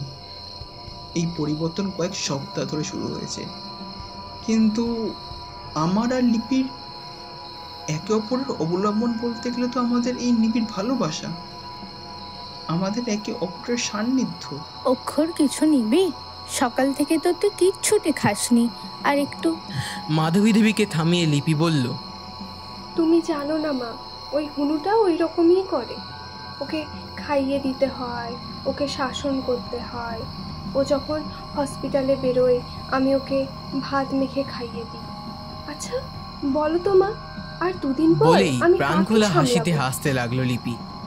লিপির মুখের হাসিতে এমন কিছু ছিল, অক্ষর ও মাধবী দেবী দুজনেই ভেবাচেকা খেয়ে গেলেন। লিপি খুব স্বাভাবিক আচরণ করছে, কিন্তু সেটাই যেন ওনাদের বিশ্বাস করতে কষ্ট হচ্ছে। কিছু অস্বাভাবিক ঘটনা ঘটার পর কোনো স্বাভাবিক ঘটনাকে মেনে নেওয়া যেমন খুব কঠিন। তারপর অবশ্য রাতে আর কোনো ঘটনা ঘটেনি। সকালে মাধবী দেবীকে জানিয়ে বেরিয়ে গেল অক্ষর। লিপি তখনও গভীর ঘুমের মধ্যে। লিপির ঘরে কিছু অদ্ভুত ঘটনা ঘটছে, যার সাক্ষী হয়তো লিপি নিজেই। একটা অস্পষ্ট শরীর একটা ধূসর ধোয়ার কুণ্ডলী পাক খাচ্ছে, স্থির হচ্ছে না। অনেকক্ষণ অপলক দৃষ্টিতে তাকিয়ে থাকলে বোঝা যায় ওই কুণ্ডলীর মধ্যে কোনো মানব শরীরের অস্তিত্ব। লিপির বিছানার চারপাশে পাক খেতে খেতে সোজাসুজি আয়নার দিকে তাকাতেই যেন মিলিয়ে গেল ধোঁয়াটা। লিপি চিৎকার করে উঠে বসলো। মাধবী দেবী ছুটে এলেন। লিপির শরীর ঘামে ভিজে উঠেছে, মুখে তীব্র ভয়ের ছাপ, কিন্তু কেন ভয় পেল তার বিন্দু মাত্র মনে নেই লিপির। মাধবী দেবী জিজ্ঞাসা করলেন, কি হয়েছে মা? তুমি কেন? অক্ষর কোথায়? আর তাছাড়াও আমি নিজের কাজ নিজেই করতে পারি মা, আমি বর্ণকে কারোর কাছে ছাড়ব না। লিপির কথা শুনে থ হয়ে রইলেন মাধবী দেবী। মনে মনে ভাবতে শুরু করলেন, কোমরে মাদুলিটা ঠিক আছে কি সেটা কিভাবে দেখব? লিপির প্রেগন্যান্সি 5 মাস চলছে, কিন্তু সে তুলনায় ওর তলপেট অনেক বেশি স্ফীত। কিছুই মাথায় ঢুকলো না। অক্ষরকে আবার ফোন করা দরকার। ভেবেই উনি লিপিকে ফ্রেশ হতে বলে বাইরে চলে গেলেন। লিপি খুব জোরে শব্দ করে দরজা বন্ধ করে দিল। মাধবী দেবী নিজের ফোনটা হাতে নিয়ে অক্ষরের নাম্বারে কল করলেন। ভাবতে লাগলেন, এই সময় সাধু বাবাকে ভীষণ দরকার ওদের। লিপি নিজে খুবই সন্ত্রস্ত হয়ে পড়েছে। কিন্তু ওদিকের ফোনটা বেজেই চলেছে। মনে মনে ভগবানকে স্মরণ করে বললেন, অক্ষর ফোনটা তুলছে না কেন? কোনো বিপদ হয়নি তো? ঠাকুর ছেলেটাকে রক্ষা করো, ওর যেন কোনো ক্ষতি না হয়। অক্ষর যখন সকালে বেরিয়েছিল তখন সবে 7:30। বেরোনোর পর ওর মনে পড়েছিল, অত তাড়াতাড়ি তো ডাক্তার বোস চেম্বারে আসেন না। অক্ষর ওর হসপিটালের 1 সপ্তাহ ছুটি দরখাস্ত দিল। তারপর সৌরভকে সাথে নিয়ে বেরিয়ে গেল নিজের কলেজের উদ্দেশ্যে। অনেকটা দূর। কলেজ শেষ হবার পর ও আর কলেজ মুখ হয়নি। ডাক্তারি পড়তে চলে গিয়েছিল বহরমপুর। লিপিও সঙ্গে ছিল। ওখানেও হস্টেলেই থাকতো ওরা। কখনো মাসে একবার, কখনো 6 মাসে একবার বাড়ি যেত লিপি। রিলেশনে থাকা সত্ত্বেও খুব কম দেখা সাক্ষাৎ করতো ওরা। বর্ণের মৃত্যুর পর লিপির মতো একটা প্রাণবন্ত মেয়ে কেমন যেন গুটিয়ে নিয়েছিল নিজেকে। সব সময় একটা আড়ষ্ট ভাব। অক্ষর মাঝে মাঝে ফোন করত। অনেক সময় লিপি ফোন রিসিভ করে হাউমাউ করে কাঁদত, বারবার বলতো, বড়রা তো কোনো অন্যায় করেনি কখনো, তাহলে তাহলে ওর কেন এমন হলো, কেন এমন হলো অক্ষর? লিপিকে সান্ত্বনা দেওয়ার ভাষা থাকতো না অক্ষরের। আমরা এখন তোর কলেজে কেন যাচ্ছি? সৌরভের প্রশ্নের কোনো উত্তর নেই। অক্ষর ডুবে আছে অতীতে। বাইক চালাতে চালাতে কোনো ইয়ের গুঁতনি দিয়ে আবার জিজ্ঞেস করলো সৌরভ, কি রে, আমরা তোর কলেজে যাচ্ছি কেন? অক্ষর নিজের আনমনা ভাব কাটিয়ে বলল, একজনের সঙ্গে দেখা করতে। যদিও আমি জানি না উনি আর ওই কলেজে আছেন কি না, তবে ওনার সাহায্য খুব দরকার রে। সৌরভ আর কোনো প্রশ্ন না করে গাড়ির স্পিডটা একটু বাড়ালো। অনেকটা পথ। দুপুর থেকেই লিপির নিজের মনে বকবক করছে। অনেকবার চেষ্টা করেও লিপিকে ঘুম পাড়ানো যাচ্ছে না। কিন্তু এইভাবে কতক্ষণ দাঁড়িয়ে থাকা যায়? সেই একটানা দাঁড়িয়ে আছেন একটা ছবি নিয়ে। লিপি ঠিক 12:45 থেকে তার খেলা শুরু করেছে। এখন প্রায় 3টে বাজতে যায়। ছবিতে ওরা 3 জনেই আছে। ছবিটা কোথায় পেল লিপি, মাধবী দেবী বুঝতে পারেন না। দিন দিন লিপির কথাবার্তা হাবভাব কেমন বিভ্রান্তি সৃষ্টি করছে। লিপির মাথায় কোনো সমস্যা হচ্ছে কিনা সেটাও পরীক্ষা করা দরকার। মনে মনে ভাবলেন, অক্ষর এলে উনি সব বলবেন। কিন্তু সেই ভাবনার মাঝে হঠাৎ করে লিপি এক অদ্ভুত কণ্ঠে হিসিস করে বলে উঠল, না, বলবি না, তুই ওকে কিচ্ছু বলবি না। না, বলবি না, তুই ওকে কিচ্ছু বলবি না। মাধবী দেবী আবার চমকে উঠলেন। লিপির মুখের হাসিটা তখনও বিদ্যমান। তারপর আবার ছবিটার দিকে তাকিয়ে অনেক কথা বলে চলল। মাঝে মাঝে মনে হচ্ছে নিজের সন্তানকে যেভাবে একজন মা স্নেহে আদরে জড়িয়ে রাখে, ঠিক সেই রকমভাবেই লিপি বর্ণের সাথে কথা বলছে। কথার ফাঁকে ফাঁকে নিজের গর্ভে পরম স্নেহে হাত বোলাচ্ছে। কী যে করবেন মাধবী দেবী ঠিক করে উঠতে পারলেন না। প্রায় 4:30 নাগাদ লিপির চোখে তীব্র ঘুমের ছায়া নেমে এলো। ধীরে ধীরে নিজের বিছানায় আড়মোড়া ভেঙে শান্ত হয়ে দু চোখ বুঝল। মাধবী দেবী এতক্ষণে একটু বসলেন। একভাবে দীর্ঘক্ষণ দাঁড়িয়ে থাকার ফলে ওনার খুব কষ্ট হচ্ছিল, কিন্তু উনি তো নিরুপায় ছিলেন। লিপির কথা না শুনলে কি করবে তার ঠিক নেই। যা হোক, মেয়েটা তো অসুস্থ, তার সমস্ত দেখাশোনা, তার ভালো লাগার উপর তো মাধবী দেবীকেই লক্ষ্য রাখতে হবে। ঘুমন্ত লিপির মাথায় 2-1বার হাত বুলিয়ে ঘর থেকে বেরিয়ে এলেন। মনে মনে বারবার ভাবছিলেন, অক্ষরকে ফোন করতে হবে। কোনো খবর পাওয়া যায়নি সকাল থেকে। মনটা কেমন অস্থির হয়ে আছে। চিন্তাও যে কম হচ্ছে তাও না। এভাবে যে কতদিন চলবে কিছুই বুঝে উঠতে পারছি না। এই সমস্ত ঘটনা কোনো সর্বনাশের ইঙ্গিত দিচ্ছে, সেটাও আঁচ করা ওনার সাধ্যের বাইরে। এতক্ষণ অক্ষর আর সৌরভ অনেকটা রাস্তা পেরিয়ে এসেছে, কিন্তু কেন যে কলেজে দেখা মিলছে না সেটাই বুঝতে পারছে না। সন্ধ্যা নামছে। অনেক দিন আসেনি বলে কি রাস্তা ভুল করলো ওরা? সৌরভ বলল, অক্ষর আর কতটা রে, রাস্তা তো শেষই হচ্ছে না ভাই। লিপি কিন্তু সন্ধ্যার পর থেকে ক্ষেপে ওঠে। আন্টি একা ওকে সামলাতে পারবেন তো? অক্ষর যেসব ভাবছে না তা কিন্তু নয়, তার উপর সকাল থেকে একটা কলও আসেনি। চিন্তাটা যত সময় যাচ্ছে ততই বাড়ছে। তবুও অক্ষর বলল, কিচ্ছু হবে না ভাই, তুই তাড়াতাড়ি চল তো, আমরা নিশ্চয়ই খুব সামনাসামনি এসে পড়েছি। সৌরভ ততটাই অনিশ্চিত হয়ে বলল, আমরা একটা জঙ্গলের মধ্যে ঢুকে যাচ্ছি ভাই। এখানে একটা মানুষকেও দেখলাম না। তোর কলেজ কি এইরকম জঙ্গলে ছিল?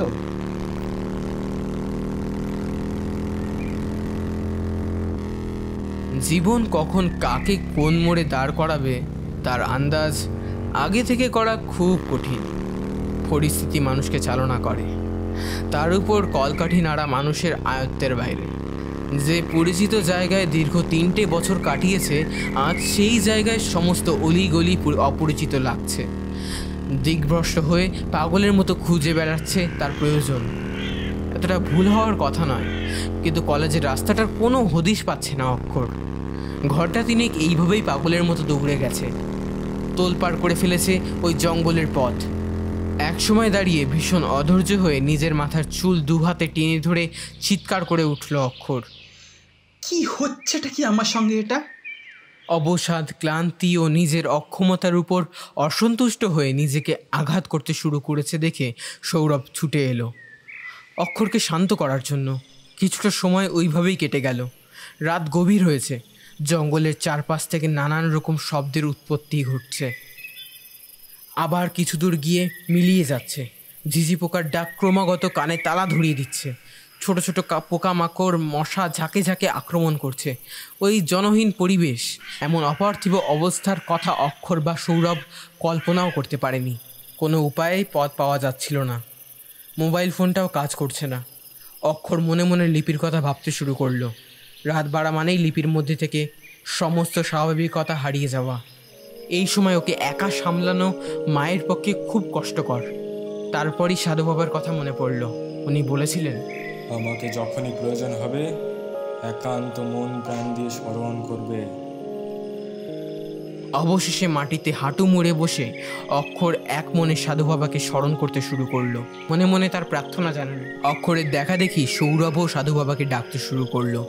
ভগবান যদি চান, কোনো অশুভ শক্তির ক্ষমতা নেই শুভ শক্তিকে হার মানাবে। কিছুক্ষণ পরেই অক্ষর শুনতে পেল, আমি জানতাম তুই আসবি, তোকে কিচ্ছু ভাবতে হবে না, নিজের বাড়ি ফিরে যা, আমি কাল সকালে তোর বাড়ি পৌঁছে যাব। যা, যে পথে এসেছিস সেই পথেই 10 পায়ে গেলেই রাস্তা পেয়ে যাবি। শুধু চোখ বন্ধ করে মা কালীকে স্মরণ করতে করতে ঠিক 10 পা হেঁটে গিয়ে চোখ খুলবি। যা, ফিরে যা। ভীষণ তেজি কণ্ঠস্বর, শুনলেই কেমন ঘোর লাগে। অক্ষর উঠে দাঁড়ালো, সাথে সৌরভ। বিস্মিত মুখে একটা কথা বের হলো না কারোর। ঘুরে দাঁড়িয়ে দুহাত বুকের কাছে জোর করে চোখ বন্ধ করলো। ওরা জানে সামনের রাস্তা জঙ্গলে পূর্ণ, তবুও বিশ্বাস ভর করে মা কালীকে স্মরণ করতে করতে এগোতে শুরু করলো। জয় মা কালী, জয় মা কালী, জয় মা কালী, জয় মা কালী, জয় মা কালী, জয় মা কালী, জয় মা কালী। অক্ষর প্রথমে চলেছে, পেছনে সৌরভ। 1 2 3 4।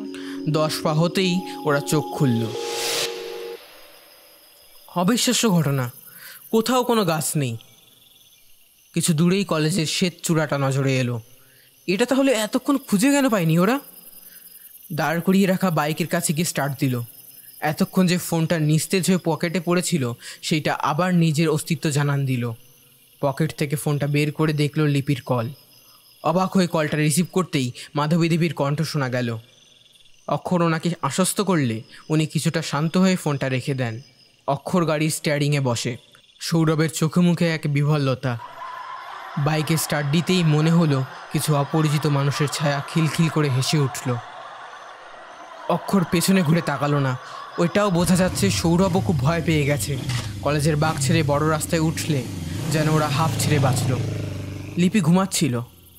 মাধবী দেবী ওর পাশের সোফায় নিজের ক্লান্ত শরীরটাকে ছেড়ে দিয়েছিল। এই সময় লিপি বিনবিনিয়ে কেঁদে উঠল। ধর্মর করে উঠে বসলেন মাধবী দেবী। হাইওয়ে দিয়ে গাড়িটা ছুটছে। অক্ষর চাইছে যত তাড়াতাড়ি সম্ভব বাড়িতে পৌঁছাতে। যাওয়ার পথেই সৌরভের বাড়ি পড়বে, তাই সৌরভ একটু চিন্তামুক্ত আছে। কিন্তু কিছুক্ষণ আগেও চোখের সামনে যা ঘটে গেল সেটা ভেবেই মাথাটা এখনও কোনো কাজ করছে না। 3 ঘন্টার বেশি সময় ধরে যে রাস্তায় ওরা হন্যে হয়ে ঘুরছে, সেই রাস্তা থেকে বেরোতে মাত্র 10 পায়ে গিয়েই দুটো মানুষের মধ্যে কোনো কথোপকথন হচ্ছে না। লিপিকে নিয়ে যথেষ্ট চিন্তায় আছে অক্ষর। পুরো একটা দিন কেটে গেল প্রায়। এখন মধ্যরাত। বাড়িতে গিয়ে কি দেখতে হবে সেটা ভেবে ঠিক করতে পারছে না। সকালটার অপেক্ষা করছে মনে মনে। সাধু বাবা বলেছেন সকালেই উনি বাড়িতে আসবেন, কিন্তু উনি ঠিকানা জানবেন কিভাবে সেটা যদিও অক্ষরের মাথায় ঢুকছে না। হঠাৎ রাস্তায় একটা কালো কাপড় মোড়া কিছু একটা পড়ে থাকতে দেখে গাড়িটা থামালো অক্ষর। বুকের ভেতরটা ডিপ ডিপ করছে। সৌরভ অক্ষরের একটা হাত চেপে ধরল। অক্ষর বাইক থেকে নামতে গেলে সৌরভ বাধা দিল। কথা বলার কোনো ক্ষমতা নেই, ভয়ে গলা শুকিয়ে আসছে দুজনেরই। সম্পূর্ণ ফাঁকা রাস্তা, স্ট্রিট লাইটগুলোও জ্বলছে না, চাঁদের আলোয় যতটা আলোকিত হয়ে আছে সেইটুকুই ভরসা। অক্ষর স্থির হয়ে দাঁড়িয়ে রইল। বাইকে স্টার্ট দিয়ে পাশ কাটিয়ে চলে যাবে বলে ঠিক করলো। কিছুটা যেতেই ওই পড়ে থাকা বস্তুটি ধীরে ধীরে উপরে উঠে এলো। কালো কাপড়ের পর্দা ধীরে ধীরে উন্মোচিত হতে লাগলো। একটা সরু হাড় বাইরে আসতেই জোরে ব্রেক কষে দাঁড়িয়ে পড়লো অক্ষর। তারপর যেন স্তম্ভিত হয়ে ফিরে আবার গাড়িটা স্টার্ট দিল আর যতটা দ্রুত সম্ভব গাড়ি নিয়ে ওই স্থান ছাড়লো। সৌরভকে নামিয়ে অক্ষর যখন বাড়ির দরজায় দাঁড়ালো তখন প্রায় ভোর 4টে। বেশ কয়েকবার কলিং বেল বাজিয়েও মামুনি দরজা খুলল না। অক্ষর অস্থির হয়ে উঠল। কারোর কোনো সাড়া শব্দ নেই, যেন পুরো বাড়িটা কারোর করাল দৃষ্টিতে থম মেরে দাঁড়িয়ে গেছে। অনেকবার ফোন করেও কোনো সাড়া পেল না। আচম্বিতে একটা বিভৎস মুখ অক্ষরের সামনে আসতেই ভয়ে আতঙ্কে সারাদিনের ক্লান্ত শরীরটা দরজার সামনে ঢলে পড়ল।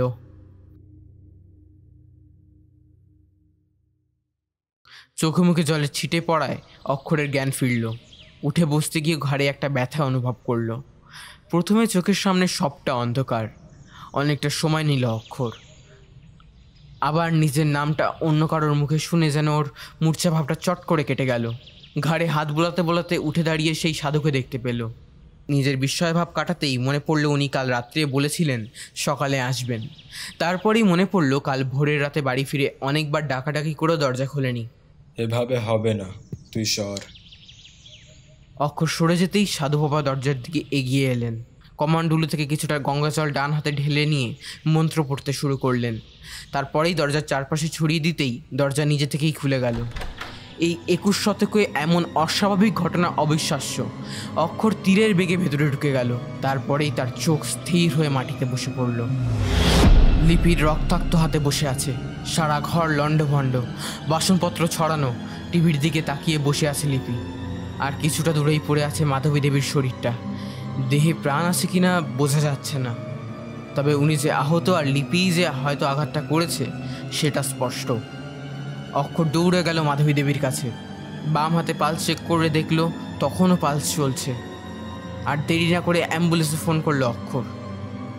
সাধু বাবা আবার একটু জল হাতে ঢেলে মন্ত্র পড়ে লিপির গায়ে মাথায় ছড়িয়ে দিলেন। তৎক্ষণাৎ সে যেন চমকে উঠল। অক্ষরের দিকে তাকিয়ে মুখে একটু হাসি ফুটল ওর। তারপরে নিজের হাতের দিকে তাকিয়ে চিৎকার করে উঠল। লিপি অস্থির হয়ে ঘরের চারিদিকে তাকালো। মাধবী দেবীর দিকে চোখ পড়তেই আঁতকে উঠল। মা, কি হয়েছে তোমার? কি করে হলো মা গো? অক্ষর বুঝলো আর সামলানো যাবে না লিপিকে। তবুও প্রায় জোর করেই অক্ষর লিপিকে ঘরে নিয়ে গেল। ভালো করে হাত ধুয়ে চুপ করে বসতে বলল।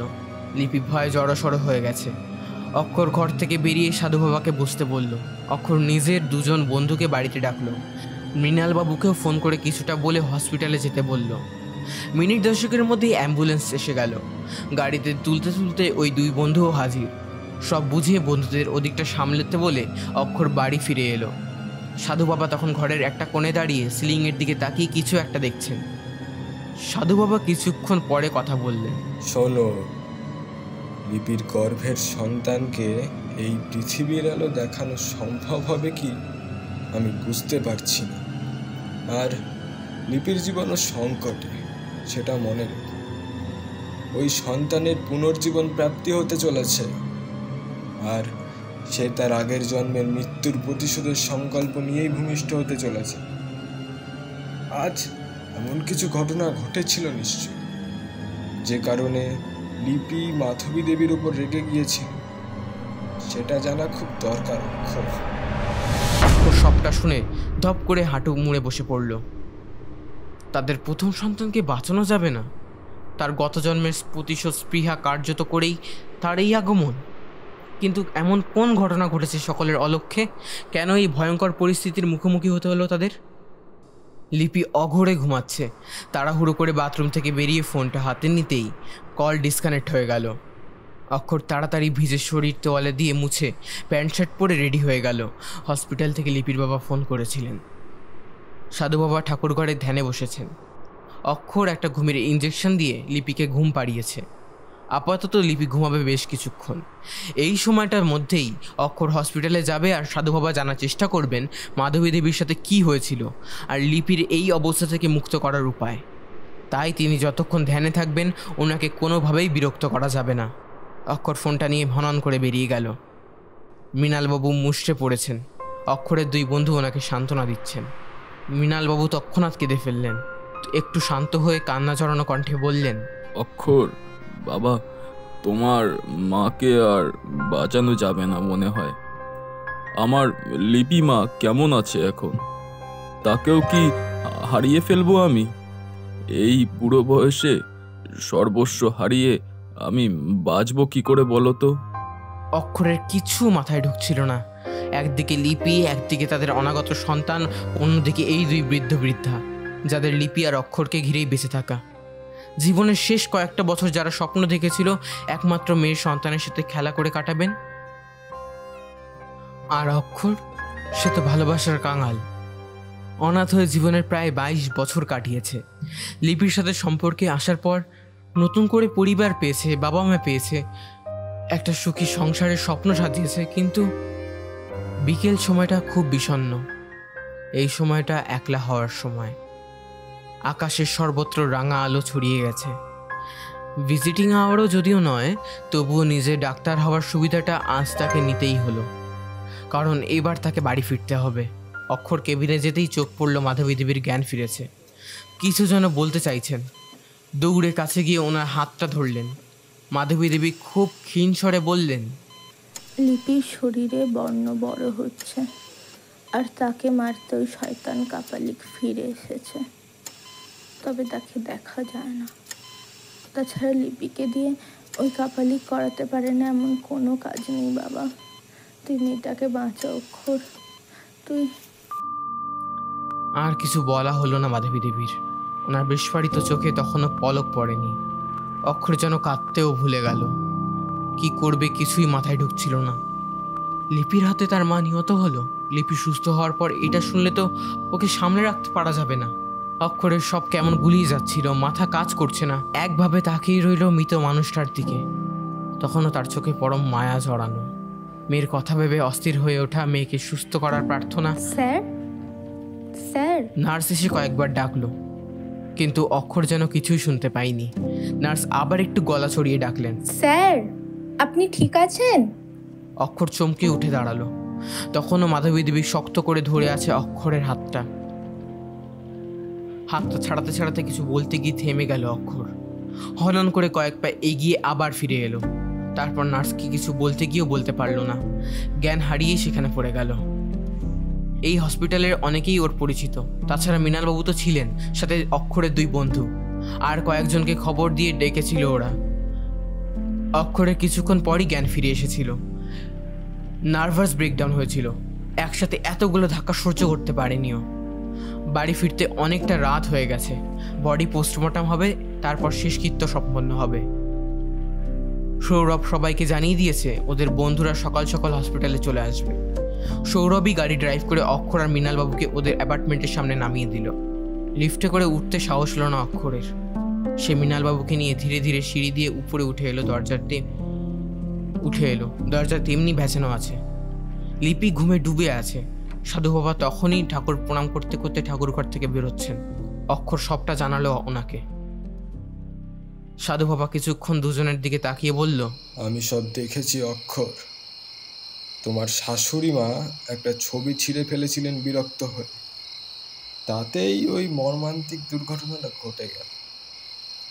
তুমি লিপিমার ঘরে গিয়ে দেখো তো কোনো ছেঁড়া ছবির টুকরো পাও কি? অক্ষর উঠে ঘর থেকে 4 টুকরো একটা কাগজ নিয়ে এলো। জোড়া লাগাতেই অক্ষর বলে উঠল, মৃণালবাবু এতক্ষণ কিচ্ছু বলেননি। এই ছবিটা ধরে মাধবী দেবীকে প্রথমে প্রায় 4.5 ঘন্টা দাঁড় করিয়ে রেখেছিল লিপি। তারপর ঘুমিয়ে পড়ে, কিন্তু আবার তার মাঝরাতে ঘুম ভেঙে যায়। মাধবী দেবী ওকে ঘুম পাড়াতে চাইলে আবার সে ওই ছবিটা খোঁজে। একটা মানুষের পক্ষে কখনোই বা সম্ভব ওইভাবে ঘন্টার পর ঘন্টা আইমনভাবে মানসিক চাপ সহ্য করা? একসময় রাগে বিরক্তিতে ছবিটা ছিঁড়ে ফেলেন আর বলেন, বর্ণ অনেকদিন আগে মারা গেছে লিপি, তুই বর্ণ বর্ণ করে বন্ধ কর। তারপরে লিপি তার আসল রূপে ফিরে আসে। নারী পুরুষের মিলিত কণ্ঠে কথা বলতে থাকে লিপি। উল্টো দিকে আরেকটা অবয়ব দেখছি আমি, কিন্তু স্পষ্ট বোঝা যাচ্ছিল না। যাই হোক, তোমরা ভেবো না, লিপির কোনো ক্ষতি আমি হতে দেব না। পরের দিন সকালে মাধবী দেবীর শেষকৃত্য সম্পন্ন হলো। অক্ষরের অনেক বন্ধু, লিপির কয়েকজন বন্ধু বান্ধবী, মৃণালবাবু দুঃসম্পর্কের এক আত্মীয় এসেছিলেন। অক্ষর মুখাগ্নি করল। সমস্তটা মিটিয়ে ফিরতে দুপুর গড়িয়ে গেছে। 3 দিনে পারলৌকিক কাজ সম্পন্ন হবে, আর সাধুবাবু সেটা করবেন। তারপরেই লিপিকে নিয়ে ভাববেন বলেছেন। লিপিকে জাগানো যাবে না। অক্ষর স্যালাইন দিয়ে আর ঘুমের ইঞ্জেকশন দিয়ে ওকে ঘুম পাড়িয়ে রেখেছে। মায়ের মৃত্যু সংবাদ ওর শরীর ও মন সহ্য করতে পারবে না। অজ্ঞতা ওই কথাই স্থির হলো। কিন্তু সব যদি সুষ্ঠুভাবে সম্পূর্ণ হবে, তবে বিঘ্ন ঘটবে কিভাবে? অক্ষর, সৌরভ, মৃণালবাবু আর সাধুবাবু এই কয়েকটা দিন সবটা গুছিয়ে নিয়েছে। আগামীকাল সন্ধ্যা থেকে পুজো বসবেন সাধু বাবা। ওরা খবর পেয়েছে ওই কাপালিক 1 বছর আগেই স্বেচ্ছা মৃত্যুবরণ করেছে। তারপর থেকে নিজের প্রতিশোধ স্পৃহা চরিতার্থ করতে চেয়েছে সম্ভবত। লিপির প্রেগনেন্সির 6 মাস চলছে। এই সময় লিপির সাথে যা কিছু হতে পারে। উপস্থিত সকলের মুখেই চিন্তার ছাপ স্পষ্ট। লিপিকে তোলার চেষ্টা করেছে সাধু বাবা। অক্ষর একটু জল চোখে মুখে ছিটিয়ে দিয়েছে। মৃণালবাবুও আর থাকতে পারলেন না। লিপির মাথার কাছে বসে ওর নাম ধরে কয়েকবার ডাকতে থাকলেন। লিপি যেন একটু সাড়া দিল, তবে সম্পূর্ণভাবে জেগে উঠল না। অক্ষর নিজে ডাক্তার হয়ে এখন এতটাই নার্ভাস হয়ে পড়লো যে ভয় কুঁকড়ে গেল। ধীরে ধীরে পিছিয়ে ঘর থেকে বেরিয়ে গেল। তারপর হসপিটালে ফোন করে ওদের ডাক্তার আঙ্কেলকে চাইল, কিন্তু কি বলবে কিছুই বুঝতে পারছে না। সৌরভ এগিয়ে এসে অক্ষরের হাত থেকে ফোন নিয়ে ডাক্তারকে মোটামুটি সব গুছিয়ে বলে ফোন রেখে দিল।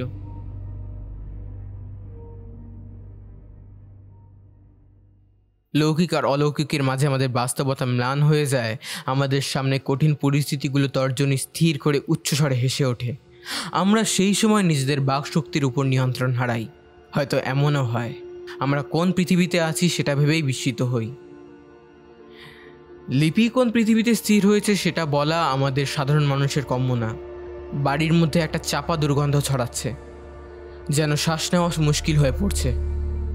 সৌরভ লিপির ঘর থেকে বাইরে বেরিয়ে এলো। নিজের বুকে হাত বোলাতে বোলাতে স্বাভাবিক হওয়ার চেষ্টা করছে। মৃণালবাবু স্থির হয়ে বসে আছেন মেয়ের মাথার কাছে, যেন প্রত্যেকটি মানুষ ভীষণ অসহায় হয়ে পড়ছেন ওই অবস্থায়। রাত বাড়ছে, আর রাতের অপেক্ষা ছাড়া ওনাদের কিছুই করার নেই। সৌরভ খুব অসুস্থ বোধ করছে, আর সেটা বলার মতো সুযোগ পাচ্ছে না।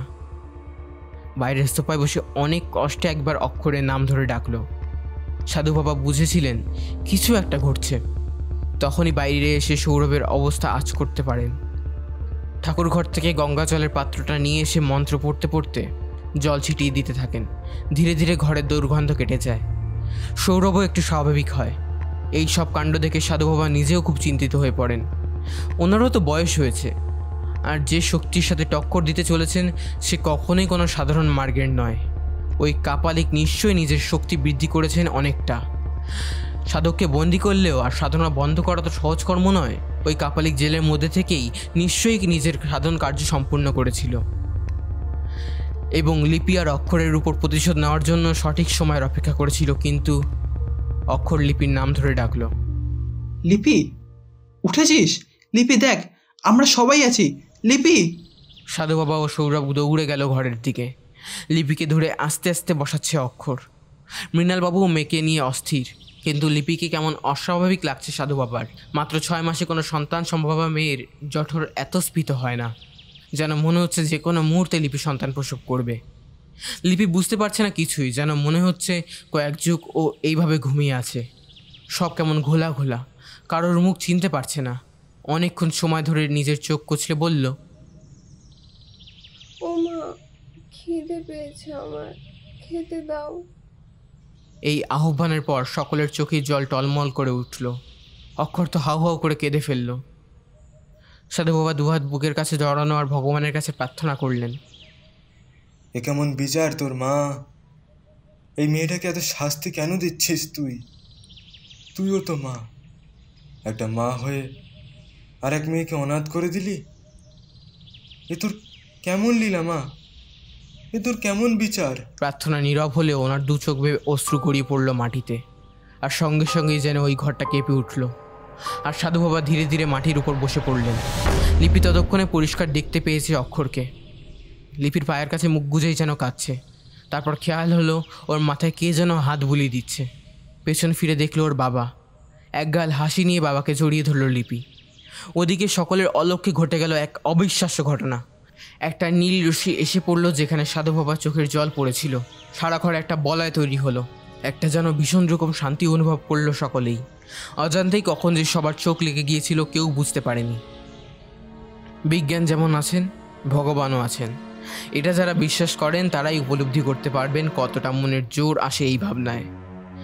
বিশ্বাসে মিলায় বস্তু, তর্কে বহুদূর, এই বাক্য প্রায় সকলেরই জানা। বাস্তবে সব কিছুই সম্ভব। অলৌকিক ঘটনা ঘটাও অস্বাভাবিক নয়, সেটা বেশ ভালোভাবেই বুঝেছিল সকলেই। সকালে প্রথম ঘুম ভাঙল লিপির। লিপি তারপরে যেন আটকে উঠেছিল বাকি সকলের দিকে তাকিয়ে। ও নিজে শুয়েছিল মৃণালবাবুর কোলের উপর। অক্ষর ওর বিছানার নিচে বসে ওর পায়ের কাছে মাথা রেখে শুয়ে। তারপর দেখল সৌরভকে। সৌরভ ঘরের ডান দিকের দেওয়ালে হেলান দিয়ে ঘুমাচ্ছে। আর তার পাশে ওটাকে সাধু দাদু। উনি কখন এলেন? আর হঠাৎ না, কিছুই মাথায় ঢুকছে না। সবাই কেমন মরার মতন ঘুমাচ্ছে, কিন্তু মা কোথায়? লিপির মাথাটা কাজ করছে না। আর অপেক্ষা না করতে পেরে অক্ষরকে ঝাঁকিয়ে ডাকলো, তবে গলা নামিয়ে। আয় অক্ষর, আয় আয় অক্ষর, আয় ওঠ। অক্ষর ঘুম জড়ানো কণ্ঠে বলল। এবার লিপি খিলখিল করে হেসে উঠল। কি হয়েছে? ঘুমা তুই। কোথায় যাচ্ছিস তুই? এবার লিপি খিলখিল করে হেসে উঠল, আর ঘরের উপস্থিত সকলেই জেগে উঠল। ওদিকে সৌরভ যেন ভয় সিটিয়ে গেছে। সাধু বাবাও সোজা হয়ে বসেছেন। লিপি একটু চুপ করে থেকে বলল, তোমরা এভাবে আমাকে ঘিরে বসে আছো কেন? আর সাধু দাদু কবে? কথা বলতে বলতে বিছানা ছেড়ে উঠে দাঁড়ালো। সকলে একটু স্বাভাবিক থাকার চেষ্টা করলো। সাধারণভাবে একটু মজা করে সৌরভ বলল, তুমি তো কাল আমাদের এইভাবেই ঘুমাতে বললে লিপি। বললে এইখানেই সবাই গল্প করতে করতে ঘুমাবো। আমরাও কখন যে গল্প করতে করতে ঘুমিয়েছি কি জানি। লিপি আবার একটু হেসে ধীরে ধীরে বাইরে গেল। অক্ষর এতক্ষণ একটা কথাও বলেনি। খুব ভেঙে পড়েছে ও। লিপির পিছন পিছন এসে বলল, কোথায় যাচ্ছিস তুই? লিপি ওর খোলা চুলটা খোপা করতে করতে বলল, বাড়িতে এত মানুষজন আছে, সকলের জন্য ব্রেকফাস্ট বানাতে হবে তো বলো। আমি আগে ফ্রেশ হয়ে আসি, তারপর কিচেনে যাব। তুই এক কাজ কর, সকলকেই ফ্রেশ হয়ে নিতে বল। যেন নিজের কানকেও বিশ্বাস করতে পারছে না অক্ষর। লিপি সম্পূর্ণ স্বাভাবিক আচরণ করছে। তারপরেই অক্ষর ঘরে গেল। সবাই তখন মাথায় হাত দিয়ে বসেছিল। অক্ষর সাধু বাবার কাছে বসে বলল, কি বুঝছেন আপনি? লিপি। কথা শেষ হলো না, তার আগেই লিপিকে চোখে পড়ল অক্ষরের। পায়ে পায়ে দরজায় এসে দাঁড়ালো। ওর মুখে স্পষ্ট জিজ্ঞাসা, এ কি, তোমরা ফ্রেশ হওনি? আমি যে অক্ষরকে বলে দিয়ে পাঠালাম। যাও সাধু দাদু, তুমিও যাও। কেউ কোনো কথা বলল না। একে একে উঠে ফ্রেশ হতে গেল। সারাদিন বেশ ভালোভাবেই কেটে গেল। লিপি নিজের হাতে রান্না করছে, সবার সাথে গল্প করছে, কাজকর্ম নিজেকে ব্যস্ত রেখেছে। ওদিকে অক্ষর আর সাধু বাবা একটু একটু করে নিজেদের কাজ গুছিয়ে রাখছিল। সন্ধেবেলা পুজোয় বসার সমস্ত আয়োজন প্রায় কমপ্লিট। সৌরভ দুপুরের খাওয়া দাওয়া করে বেরিয়ে গেছে। মৃণালবাবু লিপির সাথে সাথে আছেন। আসলে পুজোর বিষয় যাতে ও জানতে না পারে, তাই এই ব্যবস্থা। মাঝে মাঝেই লিপি মায়ের কথা জিজ্ঞাসা করছে মৃণালবাবুর কাছে। তখন নিজেকে সংবরণ করা কঠিন হয়ে পড়ছে। চোখে জল চলে আসছে। অনেক কষ্ট করে নিজেকে সামলে নিচ্ছেন মৃণালবাবু। বিকেলে সাধু বাবা হঠাৎ একটু চেঁচিয়ে বললেন, লিপি, আমার পুজোর আয়োজন হয়েছে? লিপি। হন্তদন্ত হয়ে ছুটে এসে লিপি বলল, কিসের পুজো সাধু দাদু? আমার তো মনে পড়ছে না। তুমি সকাল থেকে বলনি তো। লিপি চুপ করে কিছুক্ষণ ভাবতে থাকলো। তারপর সাধু বাবা আবার বললেন, তোর অনাগত সন্তানের মঙ্গল কামনায় আজ একটা বিশেষ পুজোর ব্যবস্থা করেছি রে মা। তুই তো আমাকে ডেকে আনলি, আর তোরই মনে পড়ছে না? লিপি চুপ করে কিছুক্ষণ ভাবতে থাকলো। তারপর সাধু বাবা আবার বললেন, লিপি মা, আমরা ঠিক 7টায় পুজোয় বসবো মা। তুই আর অক্ষর শুদ্ধ বস্ত্রে আমার সাথে পুজোয় বসবি। এখন যা, আমার কিছু কাজ বাকি, তুইও একটু রেস্ট নিয়ে নে। বলেই ঠাকুর ঘরে ঢুকে দরজা বন্ধ করে দিলেন। লিপির মধ্যে পরিবর্তন আসা শুরু হয়ে গেছে ইতিমধ্যেই। খুব ভয় পাচ্ছে। সোফা থেকে মেঝেতে নেমে এসেছে ও।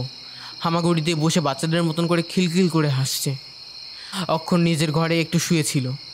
মৃণালবাবু ছাদে গিয়েছিলেন। সিঁড়ি দিয়ে নামতে নামতে দেখলেন লিপি ওই অবস্থায় হামাগুড়ি দিচ্ছে। চুলগুলো খোলা, শাড়ি অগোছালো। লিপি যেন কারো নির্দেশে এমন করছে। একবার করে থামছে, আবার ক্ষীণ স্বরে কেঁদে উঠছে ও হামাগুড়ি দিয়ে এগোচ্ছে। লিপির শরীরের ফাঁকা জায়গায় বড় বড় ফোসকা ফুটে উঠেছে। লিপির চোখ দিয়ে জলের বদলে লাল রক্ত বেরোচ্ছে।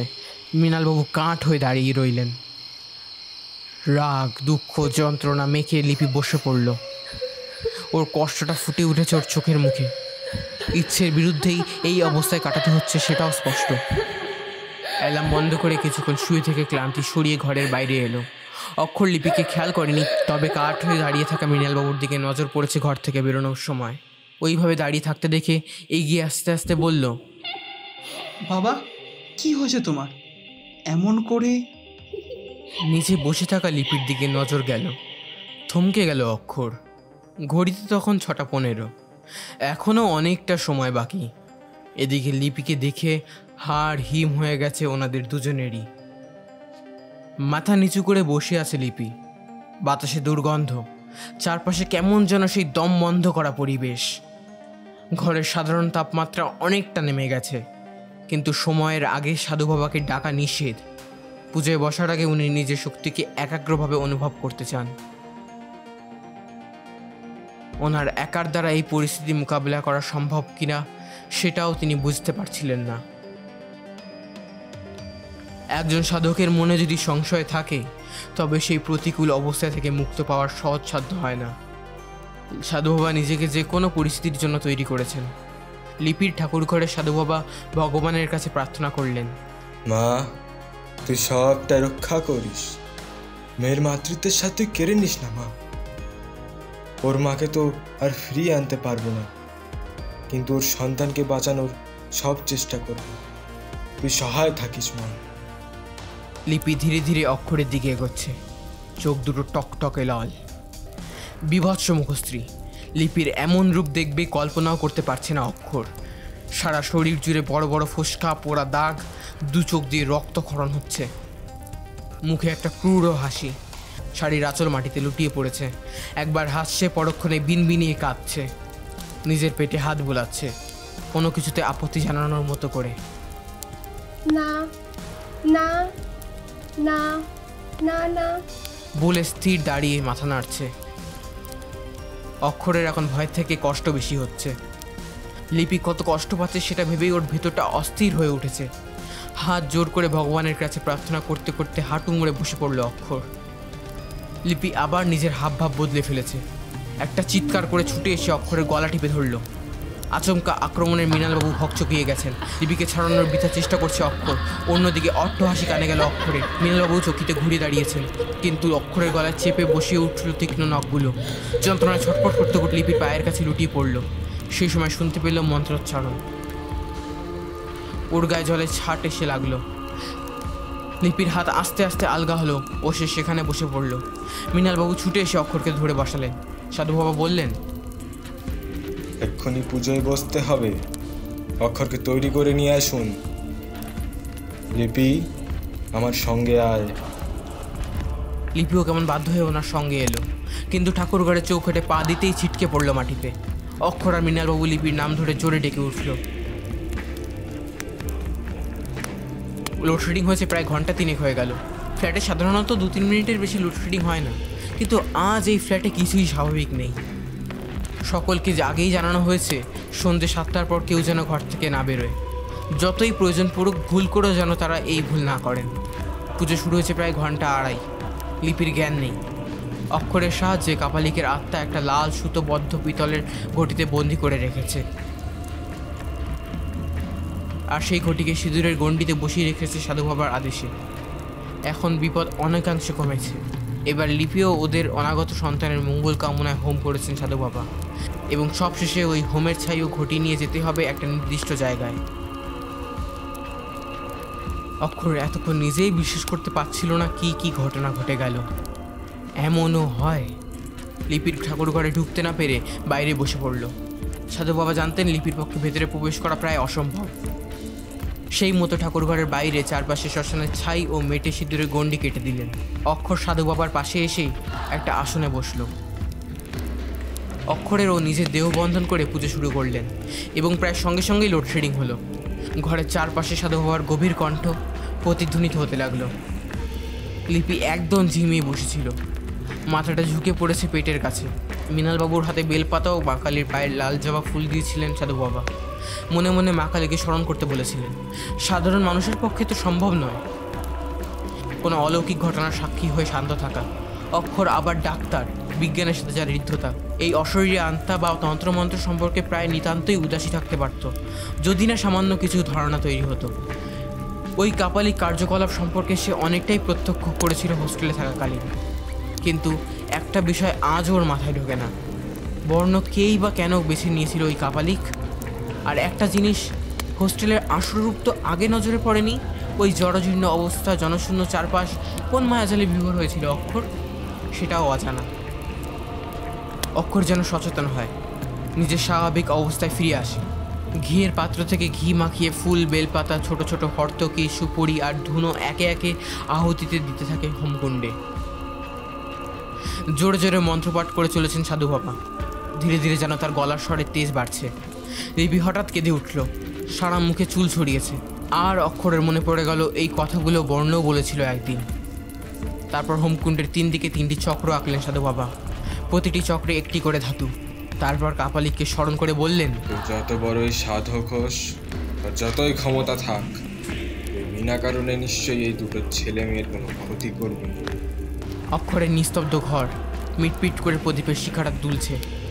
চারিদিকে পিন পড়া নিস্তব্ধতা, সকলেই যেন কোনো এক মাহেন্দ্রক্ষণের অপেক্ষা করছে। হঠাৎ করে একটা ধোঁয়ার কুণ্ডলী ঘরে প্রবেশ করলো। অন্ধকারের মধ্যে ধোঁয়ার কুণ্ডলী পাক খেতে খেতে এক জায়গায় স্থির হলো। তার সাথেই চারপাশে পোড়া পোড়া গন্ধ আর অদ্ভুত রকম ঠান্ডা হাওয়া। সাধু বাবা বললেন, বর্ণকে হত্যা করতে চেয়েছিলিস কেন? আর এই ছেলে মেয়েগুলোকে বা কেন মারতে চাস? সাধু বাবা কুণ্ডলী ধীরে ধীরে একটি মূর্তিমান মানুষের অবয়ব গঠন করে নিজের অস্তিত্ব জানান দিল। অক্ষর বিস্ফারিত চোখে তাকিয়ে আছে কাপালিকের অবয়বের দিকে। রাগে ফুঁসছে কাপালিক। বজ্রকঠিন কণ্ঠে বলল, বর্ণ ছিল আমার সাধনার শেষ বলি, আর এই ছেলে মেয়ে দুটোর জন্য আমি আমার এত বছরের সাধনায় সিদ্ধি লাভ করতে পারিনি। আমি ওদের কাউকে ছাড়বো না। সাধু বাবা চন্দন ও গঙ্গাজল মিশ্রিত এক মুঠো কালো তিল ছুঁড়ে মারলেন কাপালিকের দিকে। কাপালিক যন্ত্রণায় ছটফট করে উঠল। তখন কাপালিক বলতে শুরু করলো, আমি দীর্ঘ 25 বছর ধরে সাধনা করে 20টি যুবককে বলি দিয়ে আমার শেষ বলির অপেক্ষা করছিলাম। সেই সময় আমি অনেক জায়গায় ঘুরে বেরিয়েছি, শুধু গ্রাম না, নানা শহরেও। ব্যাঙ্গালোর গিয়ে আমি একটি বাঙালি বাড়িতে আস্তানা গেড়েছিলাম। সেই বাড়িতেই প্রথম দেখি বর্ণকে, যে ছিল 21 বছর বর্ষীয় রাজযোগ সম্পন্ন ব্রাহ্মণ পুত্র। আর এই ছেলের সন্ধানে আমাকে হন্যে হয়ে ঘুরে বেড়াতে হয়েছে নানা স্থানে। যখন আমি আমার কার্যসিদ্ধি করার জন্য মরিয়া হয়ে উঠেছি, তখন ওই বাড়ির কর্ত্রী মাধবী দেবীর সঙ্গে আমার পরিচয় হয়। উনি একদিন দুপুরবেলা আমার কাছে এসে বললেন, বাবা, একটা গোপন আর্জি ছিল। যদি কোনো মানুষকে পৃথিবী থেকে সরিয়ে দিতে চাই, আর সেটা কেউ জানতেও পারবে না, কোনো থানা পুলিশ হবে না, এমন কোনো উপায় আছে? প্রথমে আমি বুঝতে না পারলেও পরক্ষণে আজ করতে পারলাম আমার উদ্দেশ্য সফল হতে চলেছে। কারণ মেয়েটি ছিল মাধবী দেবীর নিজের, কিন্তু ছেলেটি ওনার নয়, ওনাদের বাড়িতে আশ্রিত। আমি ওকে আশ্বস্ত করি। তারপরে ছক কষে বহরমপুরে একটা পুরনো বাড়িকে হোস্টেল বানাই। চারপাশে আমার মোহজাল ছড়িয়ে রাখি, কিন্তু বর্ণের সাথে অন্য একটা ছেলেও হাজির হয়। সব ঠিকঠাকই চলছিল, হঠাৎ করে ওই অক্ষর সব গন্ডগোল করে দিল। কাপালিক থামতেই সাধু বাবা বললেন, মাধবী দেবী কেন বর্ণের ক্ষতি করতে চেয়েছিলেন? কারণ ওর স্বামী নিজের টাকা সম্পত্তির ভাগ দিতে চেয়েছিলেন আর খুব ভালোবাসতেন। হিংসা মানুষের অনেক ক্ষতি করে, সেটা অনেক সময় তাদের সব কিছুর ঊর্ধ্বে নিয়ে যায়। এখন সবটা বুঝলেন সাধু বাবা, বর্ণ কেন মেরেছে ওনাকে। সাধু বাবা হাত জোড় করে অনুরোধ করলেন, যে সাধনায় ক্ষতি হয়, মায়ের কোল শূন্য হয়, সেই সাধনার ফল লাভ করে তুই কখনো শান্তি পেতিস না। মা তোকে কখনোই শান্ত করতে পারতেন না, তোকে সম্পূর্ণভাবে বিনাশ করবেন মা স্বয়ং। তোর স্থান মায়ের পায়েই থাকবে, তুই মাকে স্মরণ কর। তারপরেই মন্ত্রচরণের সাথে সাথে হোমকুণ্ডের থেকে জ্বলন্ত পোড়া আগুন ছুঁড়ে মারল কাপালিকের দিকে। সঙ্গে সঙ্গে আবার ধোয়ার মতো হতেই অক্ষরকে নির্দেশ দিলেন ঘটিটা হাতে নিতে। ধোয়ার কুণ্ডলিটা নিজের শক্তি হারিয়ে বন্দী হয় ওই ঘটির মধ্যে। তারপরে শুরু হয় কাপালিকের শান্তস্ত্রয়নের কাজ। পুজোর মধ্যে লিপি উঠে দাঁড়িয়ে পড়ে। সাধু বাবা তখন আরতি করছেন। আরতি শেষ করে পবিত্র প্রদীপের তাপ মুঠোয় নিয়ে চেপে ধরলেন লিপির কপালে। একটু কেঁপে কেঁপে উঠল শরীর। তারপর জ্ঞান হারিয়ে ঢলে পড়ছিল লিপি। সাধু বাবা লিপির কপাল থেকে মুঠো সরিয়ে হোমের আগুনে ছুঁড়ে মারলেন। সঙ্গে সঙ্গে একটা দাউ দাউ করে জ্বলে উঠে ভীষণ শব্দ করে ফেটে গেল।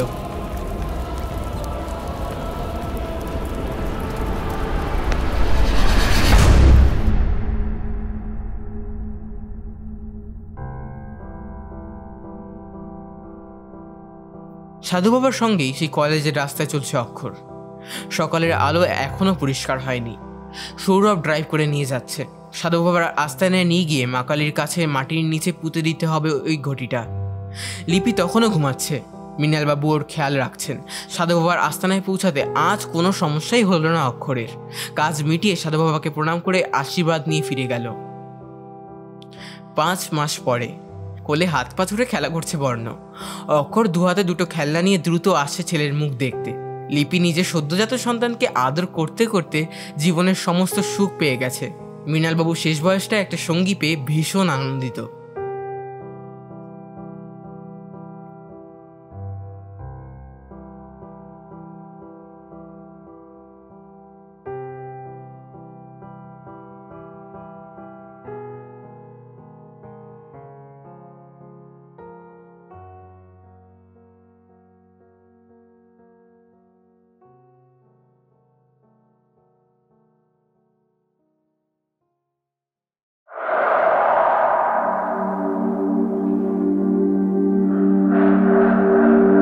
যিশু, চন্দ্রিমা আন্টি এবং নার্সের চরিত্রে নীলাঞ্জনা, মাধবী দেবী এবং নার্সের চরিত্রে পূর্ণিমা, সাধু বাবা, পুলিশ এবং সৌরভের চরিত্রে সুবর্ণ, কাপালিক এবং মৃণালবাবুর চরিত্রে প্রিয়াংশু, বীণার চরিত্রে বাবলি পাণ্ডে, সেলসবয়ের চরিত্রে অংশুমান পাণ্ডে, প্রিন্সিপালের চরিত্রে সুজন কৃষ্ণ দত্ত, নির্মাল্য ডাক্তার এবং গল্প পাঠে আমি শুভদীপ, গল্পের সাউন্ড এবং পোস্টার ডিজাইন আমি শুভদীপ, কিংবা গল্পের স্ক্রিপ্টিং এবং অডিও অ্যাডাপ্টেশন সংগ্রাম পল্লে।